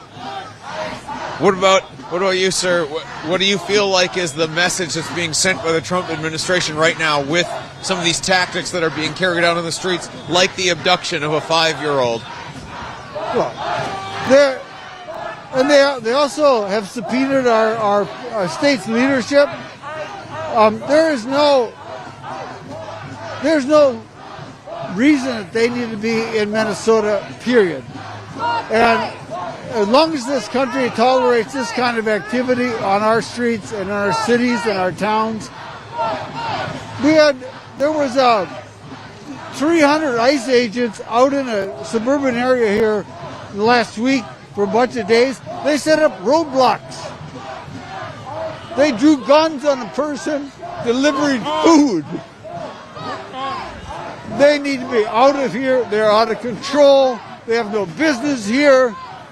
We are done, and we will win this fight. How does it feel to be surrounded by, I don't think it's an exaggeration to say, hundreds of thousands of other Minnesotans, friends, neighbors, out here all saying, essentially the same things that you are? What's the feelings that come up when you look out over this crowd? Amazing. It's amazing that so many people came out, and I feel that we're going to be successful because we're together. We're together as Minnesotans. It's inspiring. It's inspiring to see our fellow Minnesotans come out and voice their opinion and their anger on the streets. And we have people from all over the state that come here today as well. So it's not just Minneapolis or St. Paul. Suburbanites, out of people in the greater Minnesota, and our own folks here in Minneapolis. The trains, the buses were full coming down here. We're going to win.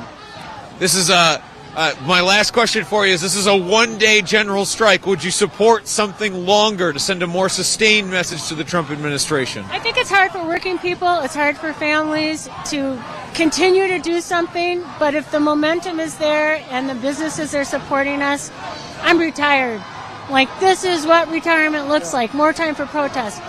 But it's a big ask when we don't have a unionized state the way that they do abroad, where you can have a general strike and you still get paid. So, but yes, I think it's a good thing. I just recognize the challenges it has for everyday people.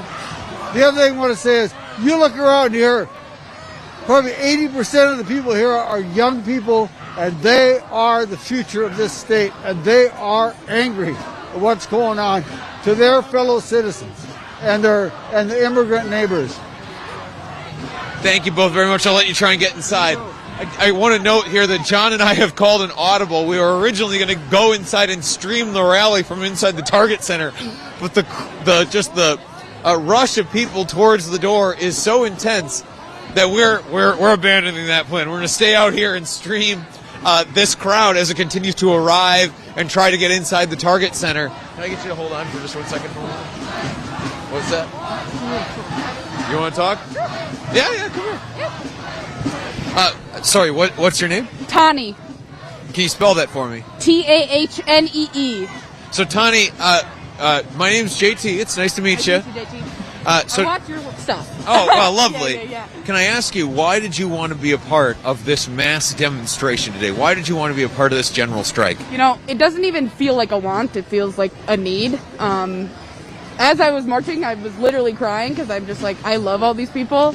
I'm not from Minneapolis. I'm from up north, but I've lived here a really long time, and I really care about my community, and I'm really afraid of the trajectory of the country. I think that this is, obviously we've lived through multiple unprecedented events, and this one is an absolute nightmare. So I have to get bodies on the ground, and so I'm here solo.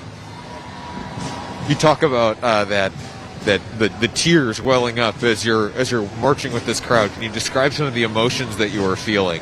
Yeah, a lot of anger, honestly, and it kind of melted into just appreciation that everybody is together. I feel like these types of demonstrations and disruptions to all this is the one thing giving me hope. There's power in numbers, and I know that, and we got the numbers. So it was a mixture of anger and appreciation for everybody, and being able to talk to people around me as like my comrades, and it's been, it was a lot, but so probably both of those things. This is just a one-day general strike. Would you support something more sustained as a way to send a message, or more national as a way to send a message to the Trump administration? Oh yeah, make their pockets hurt. That's it. Like, disrupt things, gum up the works, all that good stuff. I did see some places that were doing it in solidarity with Minneapolis. I feel like that's really important, and I hope it catches on. I hope more people do it, and I'll be here when it happens. So, you'll be here when it happens. Yeah. I mean, are you prepared to go the distance here with this administration that has 3 more years in power, billions or trillions of dollars at its disposal if it wants to? I mean, do you feel like you have the fortitude, the wherewithal to take that on? Absolutely. Have to. Why do you say have to? What is the sense of duty there? It's really just doing my part. You know, this affects people that I know, and not that is the only thing that matters, but I have friends affected by this. My neighbors have been affected by this. I've been really sick to my stomach seeing everything, and as somebody who is not being targeted and pulled out of my home, I feel like I need to be out here so they can stay at home and be safe. So not only are you dealing with the people being pulled out of their homes, etc., but you're also contending with the idea that a myriad of other issues that are already on people's plates, the state of the economy, etc., etc. What are some of those problems in your day-to-day life that this administration is not dealing with? How are you suffering directly? Yeah, I mean, as a working class, middle class person, coming from a working class background, it's absolutely devastating to see how, people are not able to afford rent. They're not able to get groceries. They're not able to find transportation. And I really my hat says it all. It says no pity for dead billionaires. And it's just, I feel every day, how much harder it's getting. I'm a single person. I have to live alone. And so I have a lot of responsibility because of that. And a lot of it is watching people around me as well. But yeah. I'll let you try and get inside here if that was your intention. Good luck. We'll see. Thank you Good so luck much. trying to get inside. I appreciate the time. Yeah. Is there anything else you would want to add while you had the platform? Let's see. Fuck ICE. Fuck them. The number one response I get to that question here in the Twin Cities area. Thank you so much. I appreciate the time. Yes, of course. And one thing I want to note is I was just on the phone before we did those last couple of interviews. I was just on the phone with another independent media voice here in the Twin Cities area. I was on the phone with Andrew Mercado of Mercado Media, and he is blocks away from where we are right now, and he is still streaming this march as it's still making its way through the streets of Minneapolis. And as he described it, he said, quote, "This is the biggest march I've ever seen, the biggest demonstration I've ever seen." So that is what we're dealing with here. We are dealing with something that is truly unprecedented, certainly for the Twin Cities, an area that is already known for its activism and not being afraid to take to the streets and demonstrate against what it sees as injustice. And this is the level of voice that you are getting out there. This is the number of people that are making their voices heard out here. Status Coup, you guys rock. Thank you. Well, you got quite a few fans here in the audience. Could I interview you, sir? Sure. Yeah. What made you want to be first of all, what's your name? Benjamin. Benjamin, common spelling? What's that? Common spelling? Yes, common spelling, yep. Benjamin, what made you want to be a part of these demonstrations today? Well, I'm from Wisconsin. I lived fellow Badger. Hell yeah, dude. I lived in Minnesota for a little bit years ago, lived and worked here. I come here all the time for music, shows, festivals, etc., and so many other things. The nature up in the northern part of the state is beautiful, and the people in Minnesota are amazing. Every single thing about this place is wonderful, and watching what's happening over here from my hometown in Wisconsin, it's heartbreaking, and I felt like I had to be part of this today. I responded to March's call to action for clergy from all over the country to come to Minneapolis today to be part of this with everybody else. Benjamin, when you look out at this crowd and you see how vast it is, I don't think it's an exaggeration to say hundreds of thousands of people in the street here. When you see how massive this demonstration is, what are the feelings that come up inside you? It gives me hope that this isn't going to last. And when you say this isn't going to last, what is this? This regime, the ICE takeover, the Trump lies, Epstein not being released, everything that's going on right now that's causing pain in our country, it needs to stop. We need to figure out how to come together to unite as one people and stand up for our neighbors and just be one again, you know? A question I've been asking just about everybody I've talked to here today is, this is just a one-day demonstration. Would you support a more prolonged general strike as a way to send a message to this administration? Personally, yes. I think general strike might be the only way to get through to people. I know the reality of a general strike happening is going to take a lot of effort and a lot of people to prepare for it to happen. But if you can, start setting something aside. Prepare yourselves for a longer general strike. It's what it will take to fight this administration and to get through and make what needs to happen. What would you want a longer general strike to try and achieve? What should be its demands? I mean, equality for one, first of all. No harmful treatment, abolish of ICE. I could go on. I'm not the best person to give. Let me seize on that abolition of ICE. There are members of the Democratic Party right now, the nominal, not national opposition party in this country, that are not calling for the abolition of ICE. What do you say to those elected leaders who do not support the abolition of? I say they need to get on board with the rest of the American people. ICE has only been around for a little over 20 years. We can abolish ICE, and we can set up a new program that is that fairly treats immigrants and that makes the process of immigration easier for people to get into this country legally. The setup, the process we have right now, it takes people way too long to get through it, and the rules and things in place, it almost makes it impossible.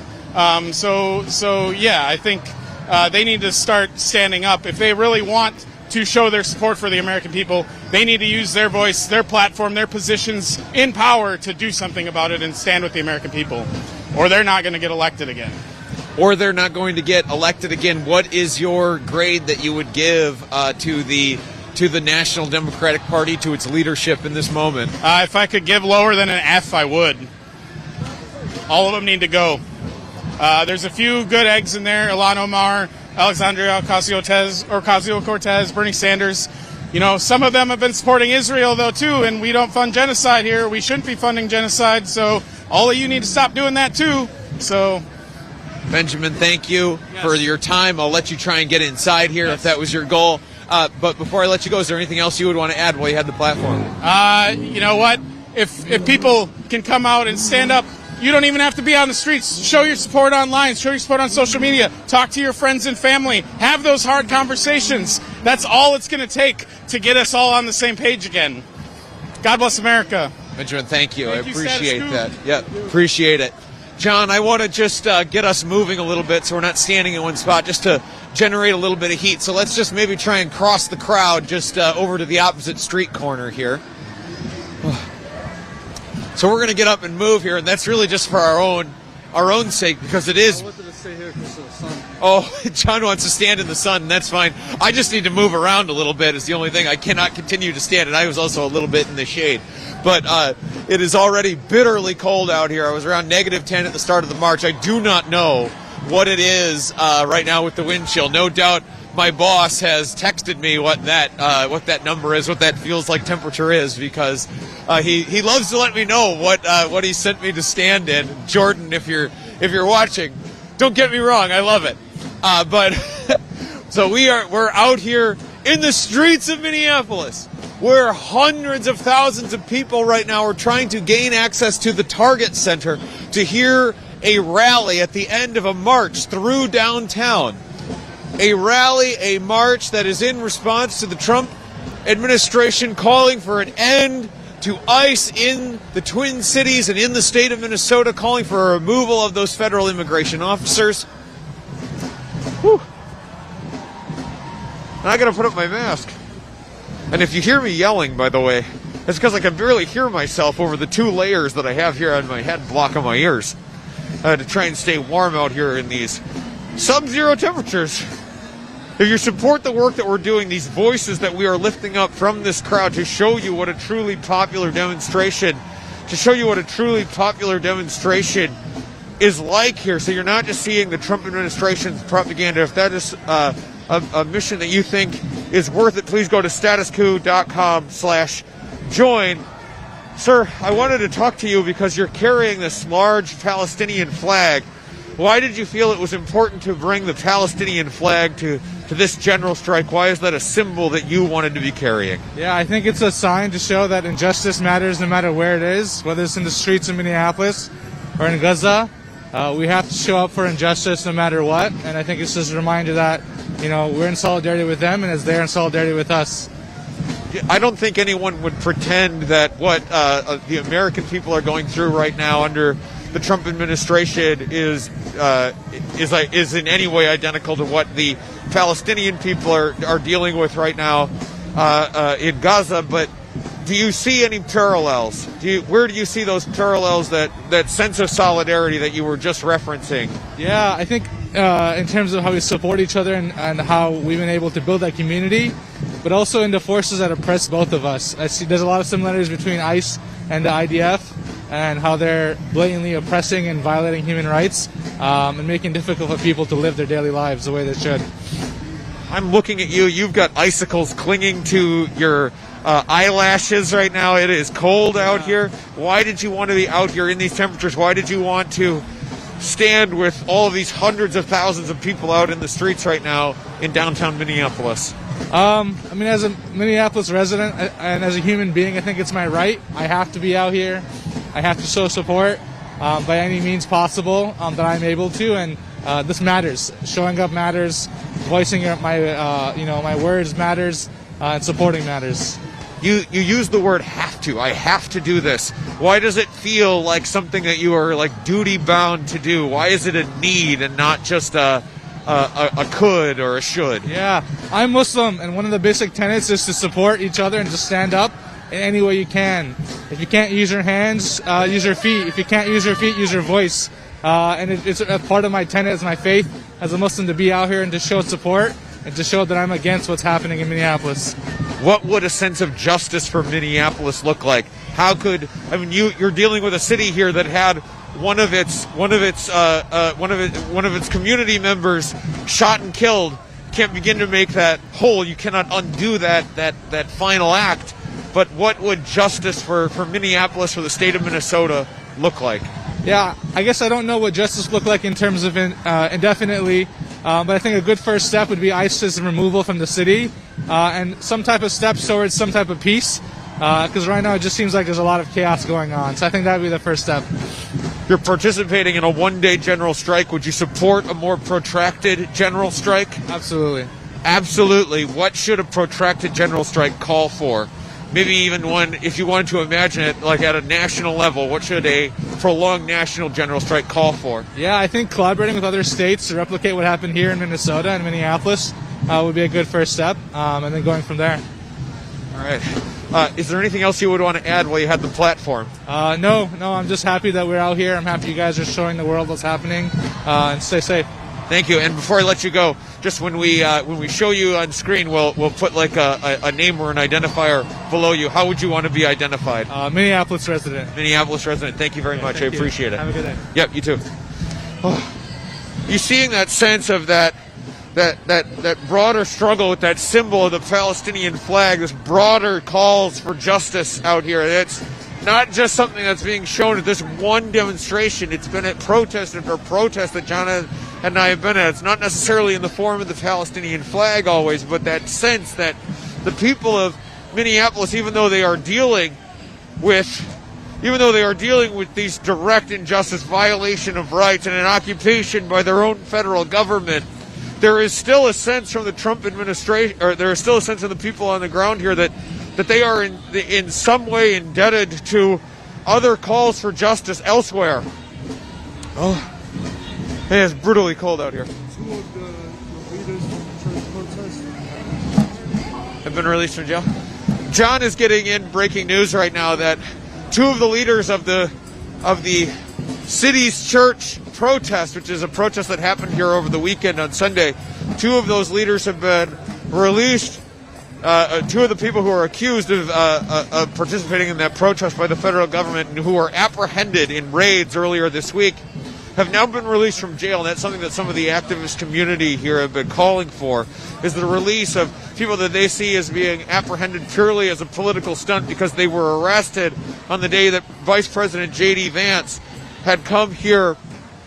And so they are calling for the release of those people as a means to try and push back on the Trump administration's propaganda that it has been trying to put out, as if there is sort of any sort of like anti-Christian violence or anything like that in this community. It's meant as a sign to push back, and no doubt the activist community will be grateful for those people's release, but it is in no way an end to what is happening here in this city right now. John, we got to move a little bit closer to the crowd here. We'll move it. The wind is howling down the streets here. Santa's here. Santa is here in the crowd. Love your show. Thank you very much, Santa. Watch you all the damn time. Don't want my face on it. But. Okay. Well, a little late now, Santa. That's But, all right. Cheers. Cheers. Santa Claus out here in the crowd in January. You'd think this would be his time off out of the year, but here he is in this crowd of protesters. I was just asking John to move, one, for my own sanity so I can keep warm because the wind is whipping down this street right now, but two, I wanted to get a little bit closer to the crowd to try and find some more interviews. Because we're not getting inside the Target Center, which, by the way, thousands of people crammed inside the Target Center right now. Whew. I'm going to try and grab someone here.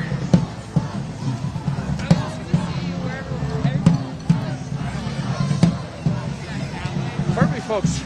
I'm a reporter. I'm interviewing people about why they wanted to be part of the protest. Would you mind if I interviewed you really quick? Sure. All right. If I could start just by getting names or how you want to be identified here. Sam. Sam. Common spelling, I assume. I'm Bri. Bri, and how's that spelled? B-R-E. Thank you. And? I'm Katie. All right, so I got Sam, Bri, and Katie. My name is JT. This is my cameraman, John. First question is just real basic. Why did you want to join the general strike today? It's just important to support our fellow Minnesotans. It's really just messed up what's been happening, so we just wanted to come out and support. I think we're just angry like everybody else, and the cold's not going to stop us, and we're here to just show that we're all going to stand together no matter what. Yes, we need those members to support our community. A lot of people that are getting taken, it's terrible. It shouldn't be done the way it is done, nor at all.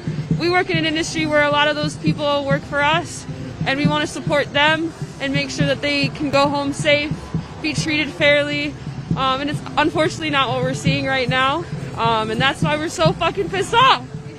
You fucking pissed off. Yeah. I mean, aside from fucking pissed off, are there any other emotions that you feel when you see the Trump administration occupying your community in the way that it has? 3,000 agents on the streets here.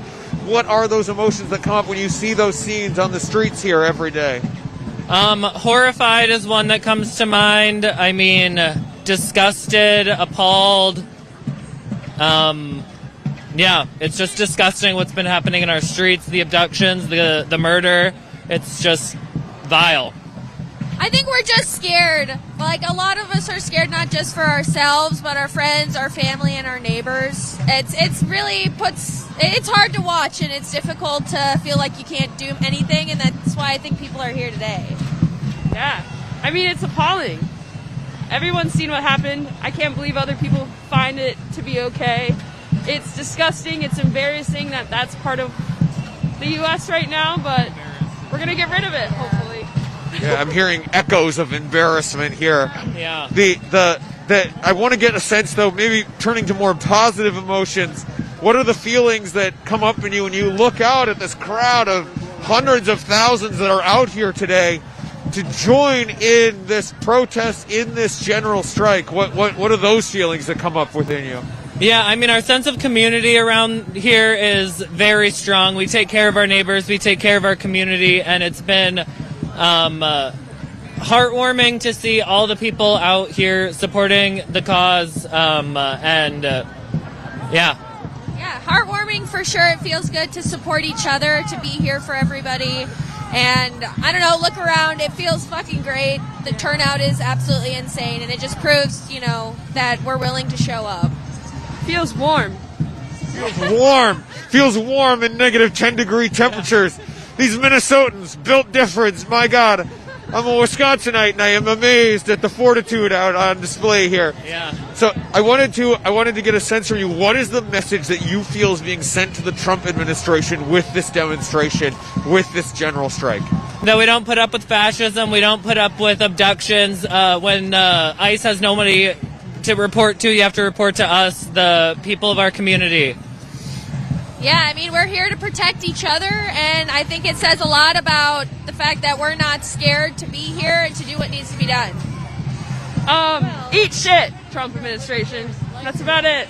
Yeah, I mean, we're here. We're going to be here for as long as it takes, so, yeah. Just yesterday, we saw Vice President J.D. Vance come here to the Twin Cities and use it as his backdrop to try and taint ICE agents as the good guys out here, that they are in some ways like rescuing children and the like and trying to keep the streets safe. To your mind, are the ICE agents the good guys? And assuming that you're going to say no, how would you characterize them?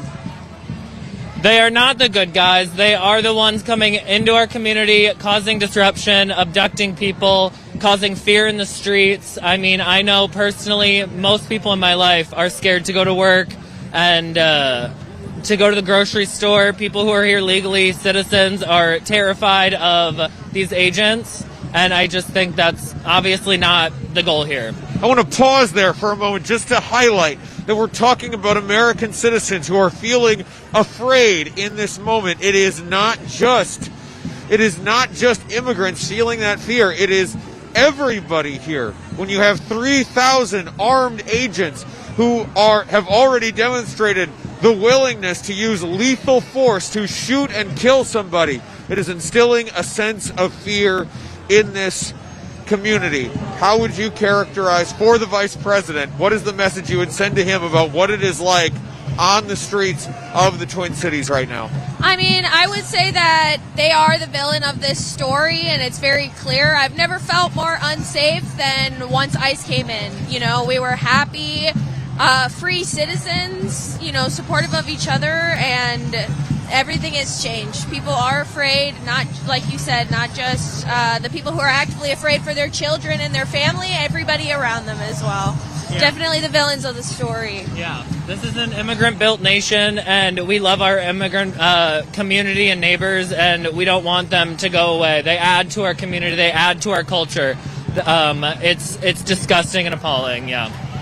Yeah, absolutely. I find him to be very contradicting to himself from what we've seen the past few weeks. That's fucking embarrassing. Yeah, I don't feel his support, obviously. Yeah, I don't really have other words than just not a fan, obviously. Get the fuck out. Get the fuck out. Yeah. Get the fuck out. I want to talk about getting the fuck out. Aside from ICE agents leaving your communities, what would justice look like for Minnesota? How do you begin to make the state, make these cities, these communities whole after what the Trump administration has done here? What would make you start to feel like, yes, that is right, something good is happening? I mean, I think you can start by getting the president out of office, by getting ICE out of our city. But I mean, at the end of the day, I think there's unreparable damage to a certain extent right now. You know, it's going to take us time after George Floyd just happening not too far before, you know, now. It's just the city's damaged. Yeah. But that's what shows like this, like, we'll stand together, but it's going to take time to heal no matter what. For sure. We're still healing our community from George Floyd, so, I mean, getting out is the first step, and then obviously bringing families back together would be amazing, and charging the people who are involved in making the decisions to be lawless and to attack our citizens. Yeah, I think impeachment is a good start. We'll see how that goes. As you can see, we have a very strong community here, so we'll build together. We'll get back to where we were. A community always needs healing no matter what state they're in, so it's going to be continuous throughout however long, you know, we'll be here. So we'll do it. We'll rise together, and hopefully in good times after all this is over. So, is there anything else you would want to add while you had the platform before I let you guys go? We're Minnesota strong. You can't come into our streets and fuck with us like that without getting something back. Agreed. Yeah, we're here to stay, so good luck. Thank you all. I appreciate the time. Thank you guys. Thank you. Yeah, you as well. Yeah, stay warm.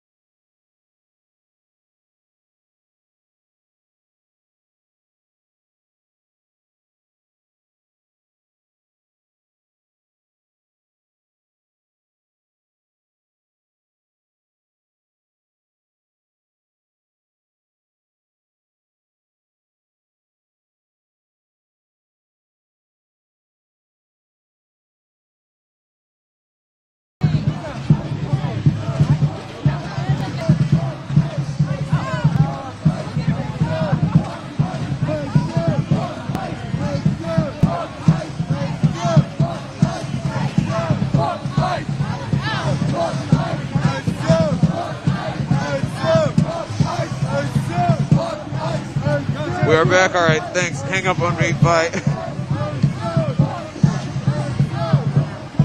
All right, we are back. Thank you for joining us. And we take a look here at some of the signs here in the Twin Cities. General strike protest and march as more people try to make their way inside the Target Center. Pardon me, sir. Pardon me, man. Would you mind if I interviewed you about why you wanted to join the protest today? Would you mind if I interviewed you about why you wanted to join the protest today? Yeah, I don't mind. Yeah, what's your name? Let me just spell it. My name is Ununice. Ununice, can you spell that for me? Y-U-N-I-S. Ununice. My name is JT. My cameraman's name is John. Thank you for joining us. Yeah. Why did you want to join the general strike protest today? Well, I think it's important that our voices are heard, that, we don't want this to turn into 1930s Germany. And if we don't come out and we don't show our voices and we don't show that we care about humanity, we care about each other, then, we wonder why people in the 1930s were quiet. And now with cameras and everything, we need to show that we weren't quiet. History is going to look back at all the people that didn't show up. Their grandkids are going to ask them, what were they doing? And so that's what I'm here for, and I think that's what majority of the people are here for. We care about each other. We care about our community. It's like negative 10 degrees, and we're all out here. And this shows just how important this is to all of us.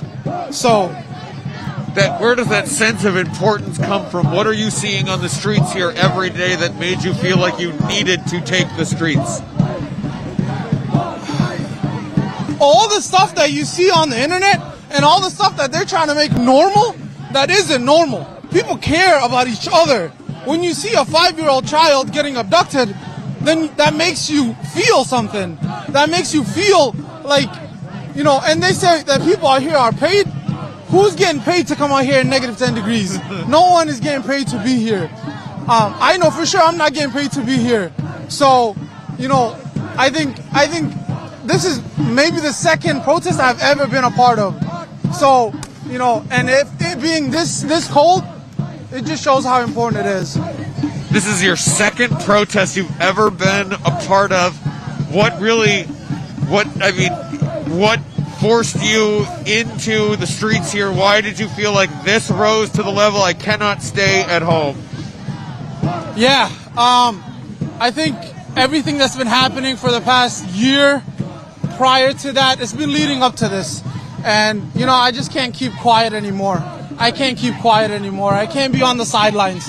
I want my face to be shown. I want to be one of the people that showed up. And it just makes me so proud to see all of these people. You know, when I came, I didn't know how many people were going to be out that were here. I was just proud. I was just proud. And I'm proud to be here. And, you know, I couldn't even find gloves, but I'm here. I'm here. Yeah, I couldn't find gloves. I tried to go to Target, and they said they ran out. So I said, you know what? I'm still going to be out here. Out here without gloves, just to be a part of what is happening because it feels that important. Ununice, I want to ask you, would you support a strike that lasted longer than a day?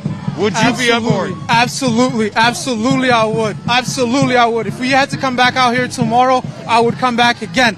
However long it takes for everybody to know, like, this is what people care about. People care about each other. People want to be out here. Yes, I will show up as long as I have to. As long as you have to, what would you want a prolonged general strike to call for? What should be the change it pushes for in the world? I want, the thing that's going away, I feel, is people are losing their humanity. And I think it's because of rhetoric and what people are saying. A lot of people don't realize that everybody else breathes and, you know, uses the bathroom the exact same way that you are, you know? So we should care about each other. I think that's what it should come down to. You know, no one is illegal. People are people. People are humans. And when they're here, we should stand up for them. When they're not here, even when they're being oppressed overseas, we should still come out here. But now it's in our backyard. We didn't think this would happen in America, but it is. And so, you know, we need to come out now. If you're not coming out now, when are you going to come out? If not now, when? That is the message that is being delivered with the people here in the streets of Minnesota, in the Twin Cities, in downtown Minneapolis right now. If they don't stand up now, when will they have the opportunity to do so? Ununice, are you at all worried about the erosion? Are you at all worried about the erosion of your rights?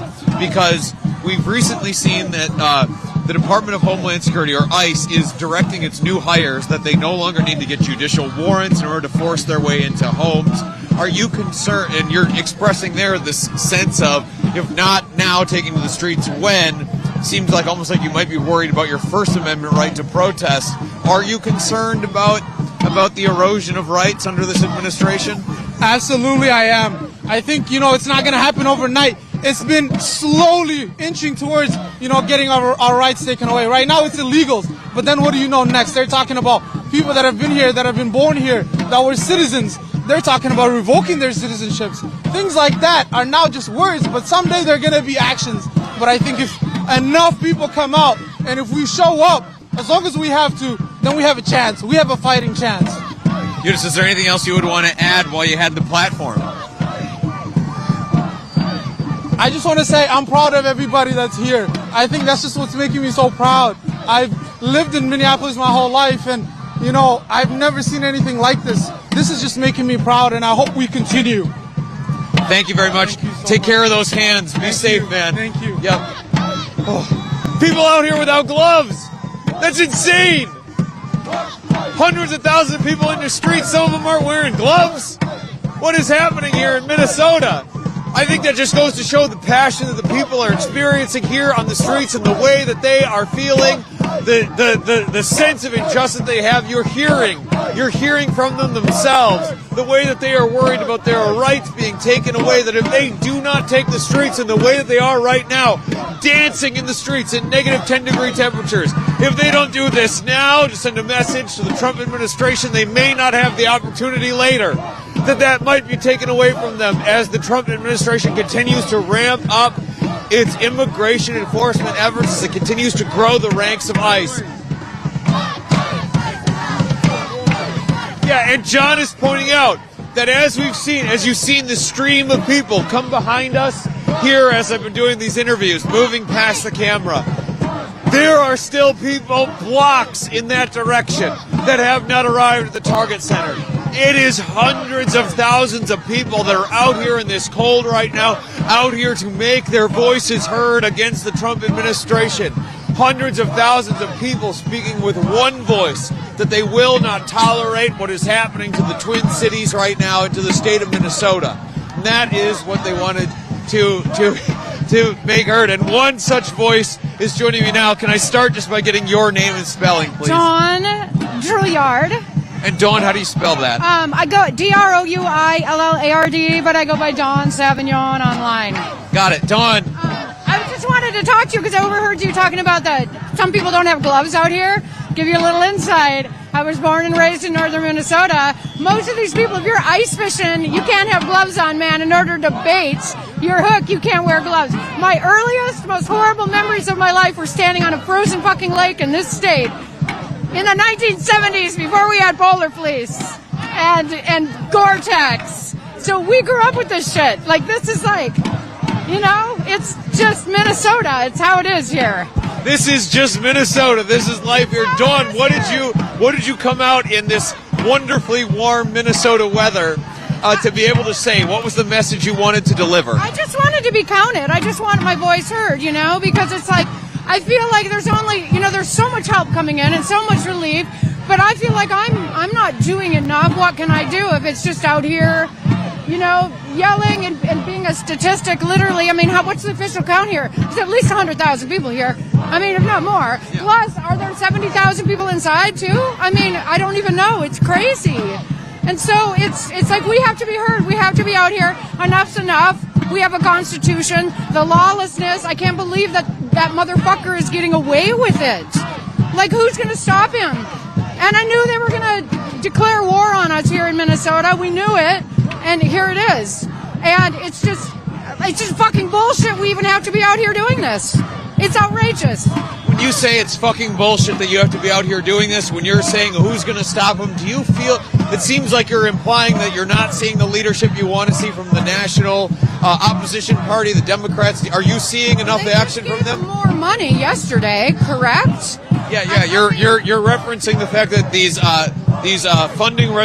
funding bills that have been making their way through Congress and were approved by Congress do allocate more continued funding for all of the Trump administration's agenda here. And, I mean, it's like we're living in the twilight zone. There's no money for health care. There's no money for schools. There's no money, education, infrastructure, any of the things. But there's enough money for these Gestapo motherfuckers to terrorize us.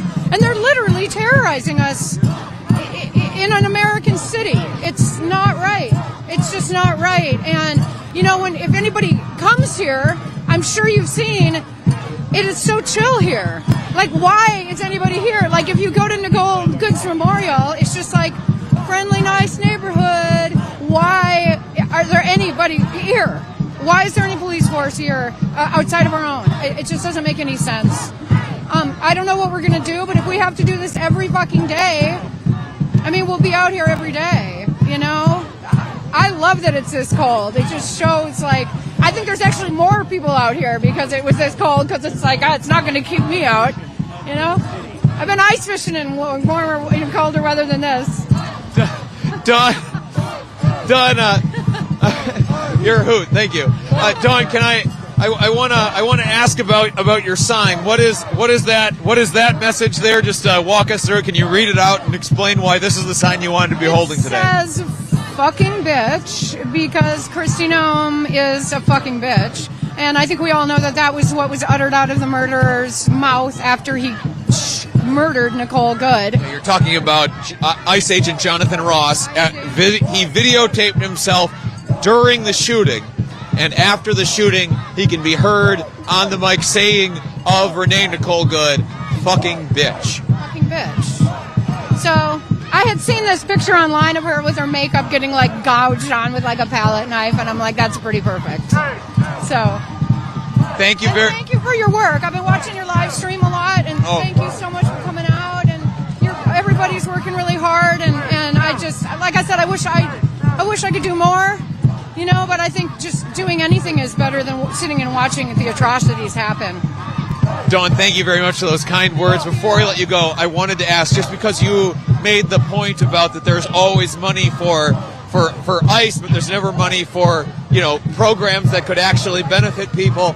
What are some ways in your life, or your family's life, or your friends' lives, what are some issues that you or they are facing where some of those billions of dollars that are currently going towards this deportation agenda, how could that money be spent to actually better your life or your friends, your family's lives?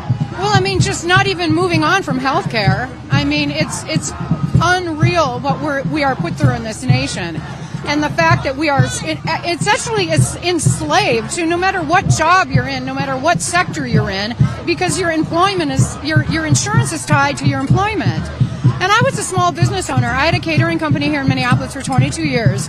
I like to think we treated our employees really well. We had benefit packages. And I always felt like it was my duty to be a good boss, to create an equitable, safe work environment that was fair, and supportive. But I was also responsible for their lives, literally, and their families' lives.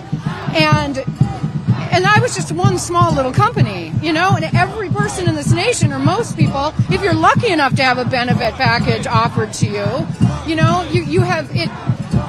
No one makes a choice based on following their heart, or what they think might be better for themselves. They're just trapped in this never-ending cycle of, oh, my health insurance, oh, my job. It's like no better than being enslaved.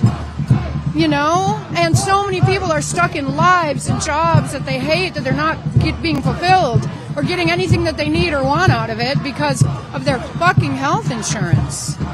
And I've been on both sides of it, an employee and an employer, and I'm telling you, when you're responsible for all of your staff and their family as well and their health, it's a strain that it shouldn't be put on small businesses and businesses at all. Certain things should be just provided for us. One of them is clean drinking water, clean air, something to eat, and you can go to the doctor when you're sick. It's insane that there's even another opinion on that to me. Don, before I let you go, is there anything else you would want to add while you had the platform? I don't know. Just thanks for coming out, and I don't know. I'm so happy there are so many people here, and just doing the work that we can, and hopefully this shit isn't going to go on for very long. But I don't know. We'll just keep on keeping it on because we're not going to fold. Don, thank you very much. I appreciate the time. Yeah, thank you. All right, take care. All right, before we do more interviews, I really do want to just take a moment here to pay the bills and say, John and I are freezing our ass off here in the cold. Please, if you feel like we've earned it, go to StatusCoup.com/join for as low as $5 a month. You go to support us to help fund the work that we are doing here. All right, so I wanted to bring you two in here, and first I just wanted to start by getting your names and how you spell them. Wally, W-A-L-L-I. Zack, Z-A-K. All right, Wally Zack, why did you want to be out here part of this massive general strike today? It's wrong. What's going on? Someone has to do something about it, man. Our people are being targeted, and that's not right. So I say to the people of America, fight for your rights and continue to always push and persevere. Zack, why did you want to be out here? I mean, this is what it's all about, you know what I'm saying? We got to be out here, we got to show support, we got to come out in numbers when we don't like something. We shouldn't just accept everything the government, tells us to do or whatever they think it's right. Yeah, that's why I came out. What was the message you came to deliver? You came out here to send a message, I assume, to the federal government. What was that message? Oh, we got signs here. ICE out now. That's what we're saying. We came out to show people we don't like what's going on. We don't want these people here anymore, and we need them out as soon as possible. I agree, yeah. What they're doing, they're taking advantage of people who do not have the same rights, and they're taking advantage of them. So yeah, ICE out of Minneapolis. ICE out of Minneapolis. ICE out of Minneapolis. What are the ways that you have seen ICE agents conducting themselves in these city streets, in these communities, that made you feel that, inspired you to this level of action, to be on the streets in negative 10-degree temperatures? What are some of those ICE agent actions? What are they doing that inspired you to actually be out here today? They're conducting with fear. They're going around instilling fear into people, having them think that they cannot fight for themselves, and that's just wrong. That's why I believe that if you're instilling people with fear, then that's not what we should be doing. It's not perfect humanity. That's inhumane. Very inhumane. I had this hits home because I had family and friends who are U.S. citizens get stopped by these thugs because of the color of their skin, because of how they look or how they speak, and I don't think that's right. Not because they're doing anything illegal, not because they are illegal immigrants. These are U.S. citizens you're talking about who are being stopped purely based on the color of their skin because the Supreme Court says that that is okay, and the Trump administration says that that is an acceptable tactic that they are willing to use. Unacceptable, 100%. I had an uncle who was just at the gas station filling gas, and he got stopped by one of them. Just because of the way he looked. There was nothing about him that gave away he might be here illegally or he might be here legally, but he was a U.S. citizen, and they stopped him just because of the way he looked. Yeah, I assume just because he is not white is what I would assume. 100%. Yeah, 100%. 100%. And what are the ways that it is? I don't know how old you two are. You seem on the younger side. I don't know. Are you guys in high school or college at this? 20, both of us. 20 years old.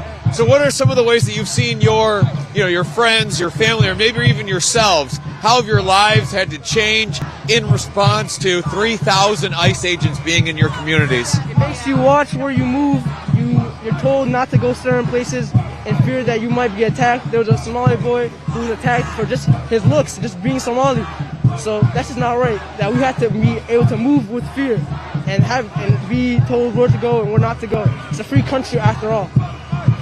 I've seen people in my community come out in front of elementary schools, stand guard, for parents, immigrant parents, coming out to pick up their kids just so they don't get harassed by ICE.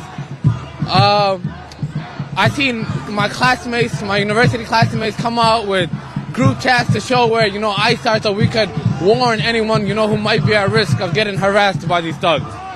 How does it make you feel to be surrounded by, hundreds of thousands of other people who are out here to say largely the same thing that you are? How does it feel to be a part of this crowd today? Beautiful, in my opinion. See everyone fighting for the same rights that we all deserve. At the end of the day, we are human. And I think that's the bigger picture, man, that everyone bleeds the same. So if this right to come together and prove that, then so be it. Yeah, no matter what the people up top, Elon Musk, Donald Trump, no matter what they say, we're together. This personally brings me hope, just, seeing no matter what these people say, that there's still people who care about these stuff, that are willing to come out in negative 12 degrees and protest and show that they care. You guys aren't wearing gloves either. Why do I keep talking to people who aren't wearing gloves today? Why aren't you bundled up here? We kind of came here on like an if, I ain't gonna lie. We just said, why not?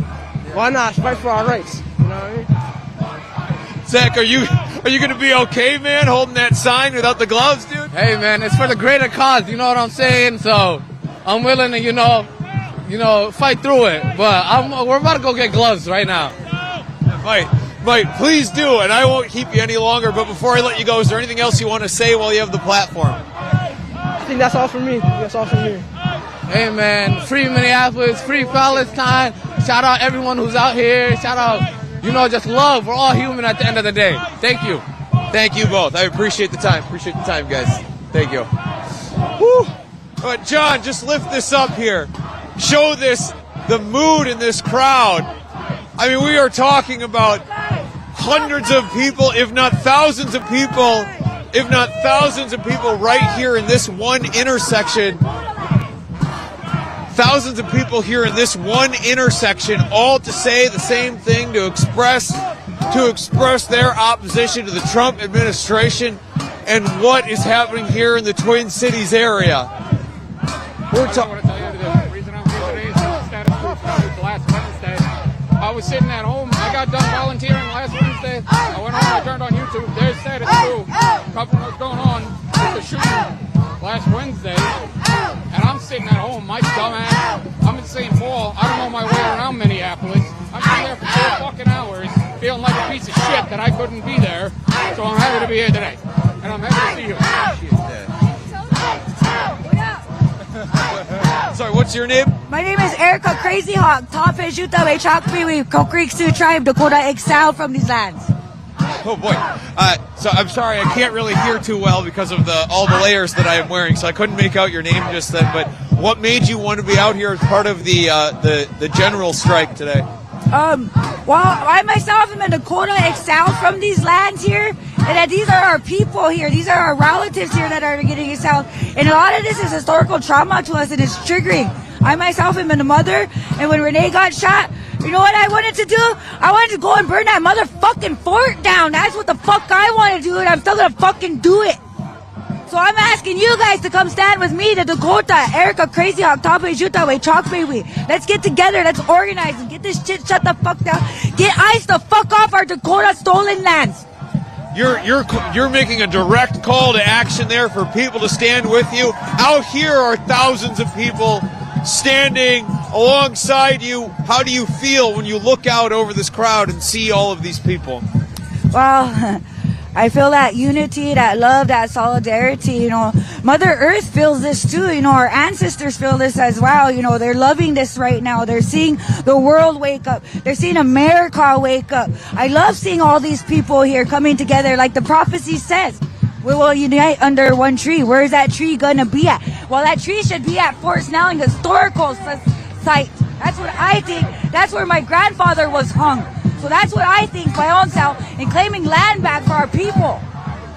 Claiming land back for people? The Dakota people, for the Dakota exiled. The Dakota exiled that were exiled out here in 1862, 1863, taking our lands from us. These allotted lands still belong to the Dakota Sioux, the Santee.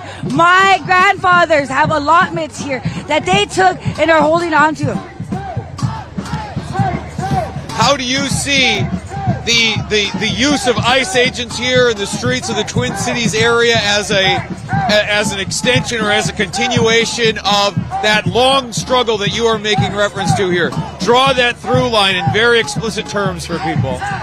Well, you know, like I said before, you know, I've gotten arrested out in D.C. like 3 or 4 times, you know, here for declaring an emergency, declaring land back, stopping, you know, the drilling here, what's going on. So yeah, I'm kind of happy that everything came here. You know, I'm sorry that Renee Good got shot and she died. You know, that's the sacrifices that sometimes we have to make for our people, because that's what my ancestors did. So, you know, standing here and being a mother my own self, you know, telling my children I love you today, and that if anything happens to me, know that your mother died trying, all right? I'm a veteran as well, and a teacher. How does it make you feel? I mean, just the feeling that, like, the idea that you had to tell your children that, or you felt like you had to tell your children, like, hey, if I die, like, just know this. You know, how does that make you feel that you live in a country where that's a very real possibility, where it has happened, you know, to another mother like Renee Good that you just referenced? How does that make you feel about living in a country like the United States? I think it's fucking sad. I think it's fucking sad that everybody is still siding with President Trump and his administration, because we all understand that this is about fucking money. It's about greed. It's about keeping those files a secret. You know, all of this while we're standing here protesting and marching, we need the rest of the world to wake up and tell them that we need those files released. And yeah, it makes me very angry, but very, very happy to be a Dakota woman in these trying times, in these prophecy times. When you say, pardon me, the cold makes it difficult to talk, but when you're talking about it's about the greed, you know, can you lay that out a little bit more? Where do you see the greed at play here, the moneyed interests at play here? You made reference to the Epstein files, etc. Can you again just make that explicit for people? Where do you see that at play, the money? I see the greed right here, you know, the ICE officers, you know, protecting, you know, the other ICE officers and wasting the people's money. So right now what the greed is going is that it's all about the oil. It's all about the minerals. It's all about the military making their equipment, and all those investors throughout all these times profiting off of that. You know, my own son, you know, and my own self, but my son right now is, you know, an active Guards member. And, you know, I have to tell him, This isn't our fight. This isn't our war. And he isn't going across seas to fight other wars. And he isn't going to stand on the front line with the rest of the fucking National Guards and military and sit there and look at his mom straight in the face. No. I mean, like I said, the boarding schools and everything that had happened to our people, it's showing now. The world is waking up. I feel that honor coming, that respect of our people and the history finally coming to light. How do you feel about the future? Optimistic, pessimistic? I feel very optimistic that we're going to motherfucking win and we're going to shut this shit fucking down. What does winning look like? Winning looks like this. Winning looks like unity. Winning looks like solidarity, love, helping each other out. I'm homeless as well. My mother's up in freaking Anoka in a group home right now, and we're not even allowed to leave and go back to Minnesota. So that's where I'm at right now in my own fight, for my mother and our sovereignty rights right now, because, we're in a different state and it's a jurisdiction issue. So, being here, being with the people, having coffee, thanking all the businesses that let us guys into the door, and all the people and all the marshals and all the speakers. The Dakota people welcome you on these lands, and we thank you for your cheers, your loves, your prayers, and your hospitality. Thank you very much. Before I let you go, is there anything else you would want to say while you have the platform? Yep. I'd just like to say that, the Dakota people are going to be working on this thing here called the Red Road Village Project. And what we want to do is take back some of our lands from the Minneapolis and this Minneapolis city, park and boards. We need these lands for our people, for the recovery for our people. We're suffering here. And this is what makes me so sad right now, is watching my own people houseless and being taken and deported right now and being held at Henry Whipple. This is sad. This is sad time, people. Pray for our people. Thank you. Thank you. I appreciate it. Yep. Thank you.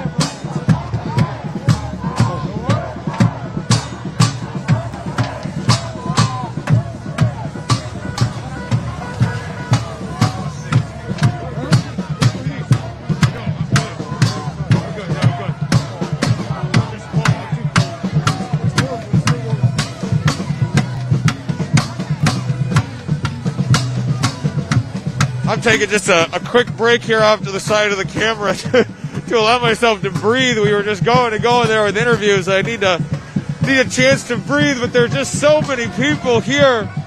I'll note that the Target Center, where we are outside of right now, which is meant to be the end point for the march and the rally, has started to clear out now of people, and people are still coming and going from inside the building, likely as a warming center, which sounds like a good idea at this point. Woo. But I want to get warm. What do you want to do? I want to at least go inside. Let's go inside. John and I are going to try and move inside the Target Center here to use it as a bit of a warming center for ourselves. Doesn't that sound like a great idea? Couch. And there's. Oh God, I gotta interview this guy with the couch. Hear about how you're coming back.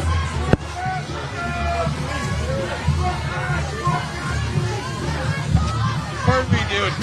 I gotta interview you. Yeah. Would you mind? Sure. Fuck Nazis! Fuck JD! Fuck Trump! And then your what? Sorry. Oh, my buddy helped me make it. So. Oh, okay. So first, the camera isn't going to capture the full 360 of the couch that you are wearing on your back. Yeah. Can you describe what it says on this and why you wanted to wear it? Yeah, so I made this in honor of JD's visit to Minneapolis yesterday. And on the sitting side, it says, I'm not your one-night stand, I'm a sofa. And then the other side, my buddy, right over there we go. Tell him about the side you made.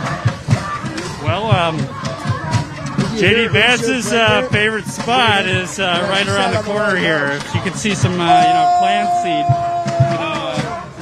You know what I mean?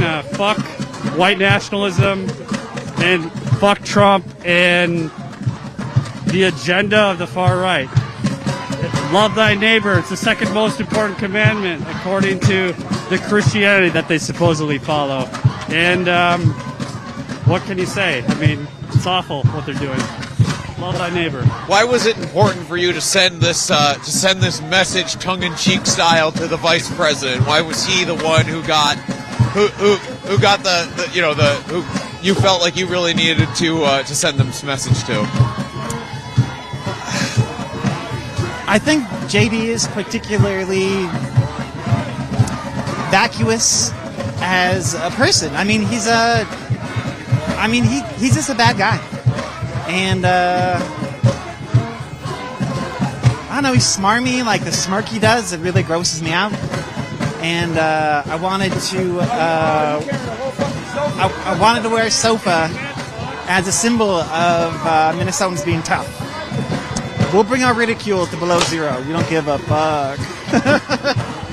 That sense of not giving a fuck is so apparent today on a cold day like this where so many people are out despite the weather. Yeah.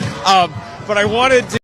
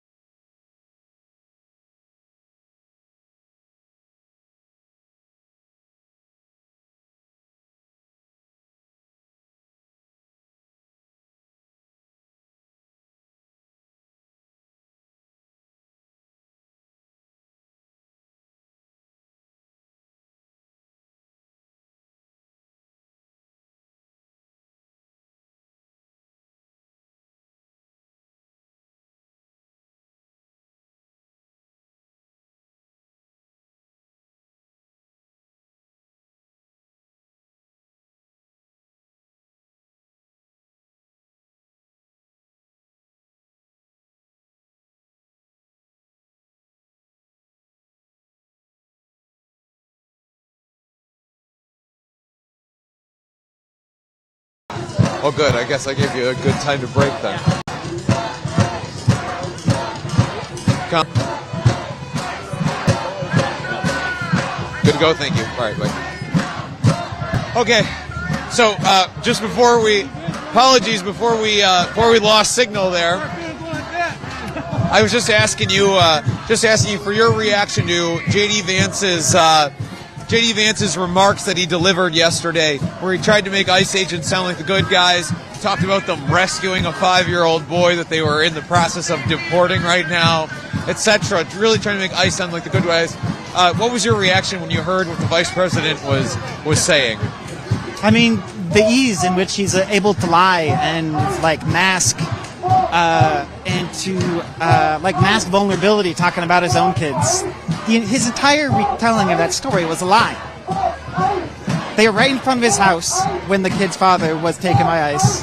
The people inside were screaming and crying and asking for them to let the kid come inside, but they didn't. He wasn't left out in the cold. They took him to fucking Texas, and now you have like a 5-year-old in a detention camp without his parents. No one knows where he is yet. Like, that's evil. It's profoundly evil. And on top of that, when he's speaking about, the story that I heard, we got to make sure, I got to check in D.C. if it's real about the police officers of color being, like, literally having these incidences of racially biased reporting. Or the cop that had ICE people, like, just, knock the phone out of her hand. And then as soon as she's told them, I'm a police officer, they ran away, faces covered. Like, it's just weird. It's hard to understand how someone just has no interest in telling the truth or being kind or respecting our rights. It's crazy. And he does it with a goddamn smirk. Fuck him. That is a very poignant message. I'll turn away from the vice president for a moment. Yeah. But I wanted to ask, What's your reaction to just seeing so many people on the streets today? I mean, we're talking about hundreds of thousands of people who joined the protest today. What was your reaction to seeing this mass demonstration? I mean, it's great. Honestly, it's what I expect. I'm from here. I live here. We care. I mean, Minnesota, Minneapolis, throughout history, throughout American history, we're a bastion of progressive rights. Like, the progressive movement kind of started here. I'm forgetting the guy who was VP with LBJ's VP? Anyway. Texting my U.S. history knowledge there. I'm sorry. Yeah, no, I'm forgetting. But anyway, we have a long history where, we're a proud, progressive city. I mean, we've got excellent public schools. We have one of the highest theater seating per capita in the country. We're one of the best biking cities in the country. We have a lot to be proud of. And, one of the things we're proud of is that we're one of the few states after the Vietnam War, when our allies, the Hmong people in the hills of Vietnam were being massacred, I think we're the only state that said, come here. And then also with people from Somalia, they're leaving a war, they're leaving just excruciating, deadly, they might die situations, and they come here and they contribute. Honestly, a lot of the most beautiful women in Minneapolis are from Somalia in that part of the world. Wonderful and important.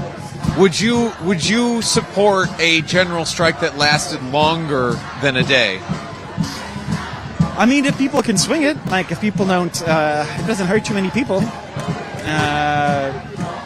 I'd say why not? I don't know how that would necessarily apply the right kind of pressure. So if I had confidence that it would work, sure. If you had confidence. Do you have confidence that this is sending a message here today? And if so, what's the message? I mean, I think it's sending the same message, that we care about each other, and we're not going to be subjugated. We're not just going to sit around and take it. We're going to be mad. We're going to protest. We're going to show up. We're going to show up for our neighbors, for our, for our local Minneapolis. We're going to show up for each other in the state of Minnesota. And this is, in my mind, just a continuation of the scale of that support that is going to continue until they leave. Thank you very much. I appreciate the time. I actually don't know if I caught did I catch your name at the top? No, I don't think so. Yeah, sorry, what was your name? Riley Kern. Can you just spell that for me really quick? Riley, first name. Last name Kern, Curran. Riley, thank you very much for your time. Anything else you want to add while you have the platform? Join the protest. It's fun. Riley, thank you very much. I'll let you and your couch get out of here. Yeah. All right. Hopefully that's good. Right. That's Riley with the couch on his back, sending a very clear message to the vice president. As the people here are sending a very clear message, currently leading chants of ice out here on the street, here on the corner, just outside of the Target Center. I want to make one final pitch to all of you. If you valued the hours of streaming that we did here, of broadcasting, of bringing you this on-the-ground perspective that we did here in the Twin Cities today, for this general strike of these hundreds of thousands of people in the streets in Minneapolis, being able to lift up the voices of these protesters, just common, everyday people who are taking on a federal government, their own federal government, that is supported with billions, trillions of dollars of their tax money. If that work is important to you, please go to StatusCoup.com/join. I'll note that while there is no doubt somewhere here, I did not see them, but no doubt some national media here, what they're going to produce is like a 2-minute little segment for the news tonight. And they're going to lift up, they're going to play like a soundbite from a protester. Maybe 2 sound bites from a protester if they're feeling zesty. But then they're also going to lay out whatever the latest propaganda that's being spewed by the Trump administration and try to make these two sides seem equal, as though 100,000 voices in the street here in Minneapolis is in any way equal to what just a handful of administration officials have to say, as if it carries the same weight. So if us lifting up the voices of people here truly on the ground in Minneapolis is valuable to you, please go to StatusCoup.com/join. For as low as $5 a month, you go to sustain our on-the-ground reporting in negative 10-degree temperatures. The $15,000 a month that costs us to be on the ground and support what we are doing here. Please support us in any way you can. Get subscribed to us. We greatly appreciate it.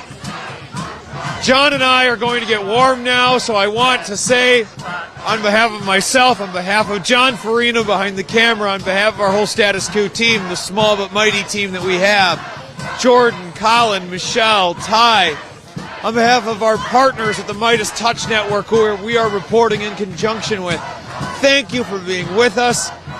In downtown Minneapolis, I'm JT Siskowski. Good night.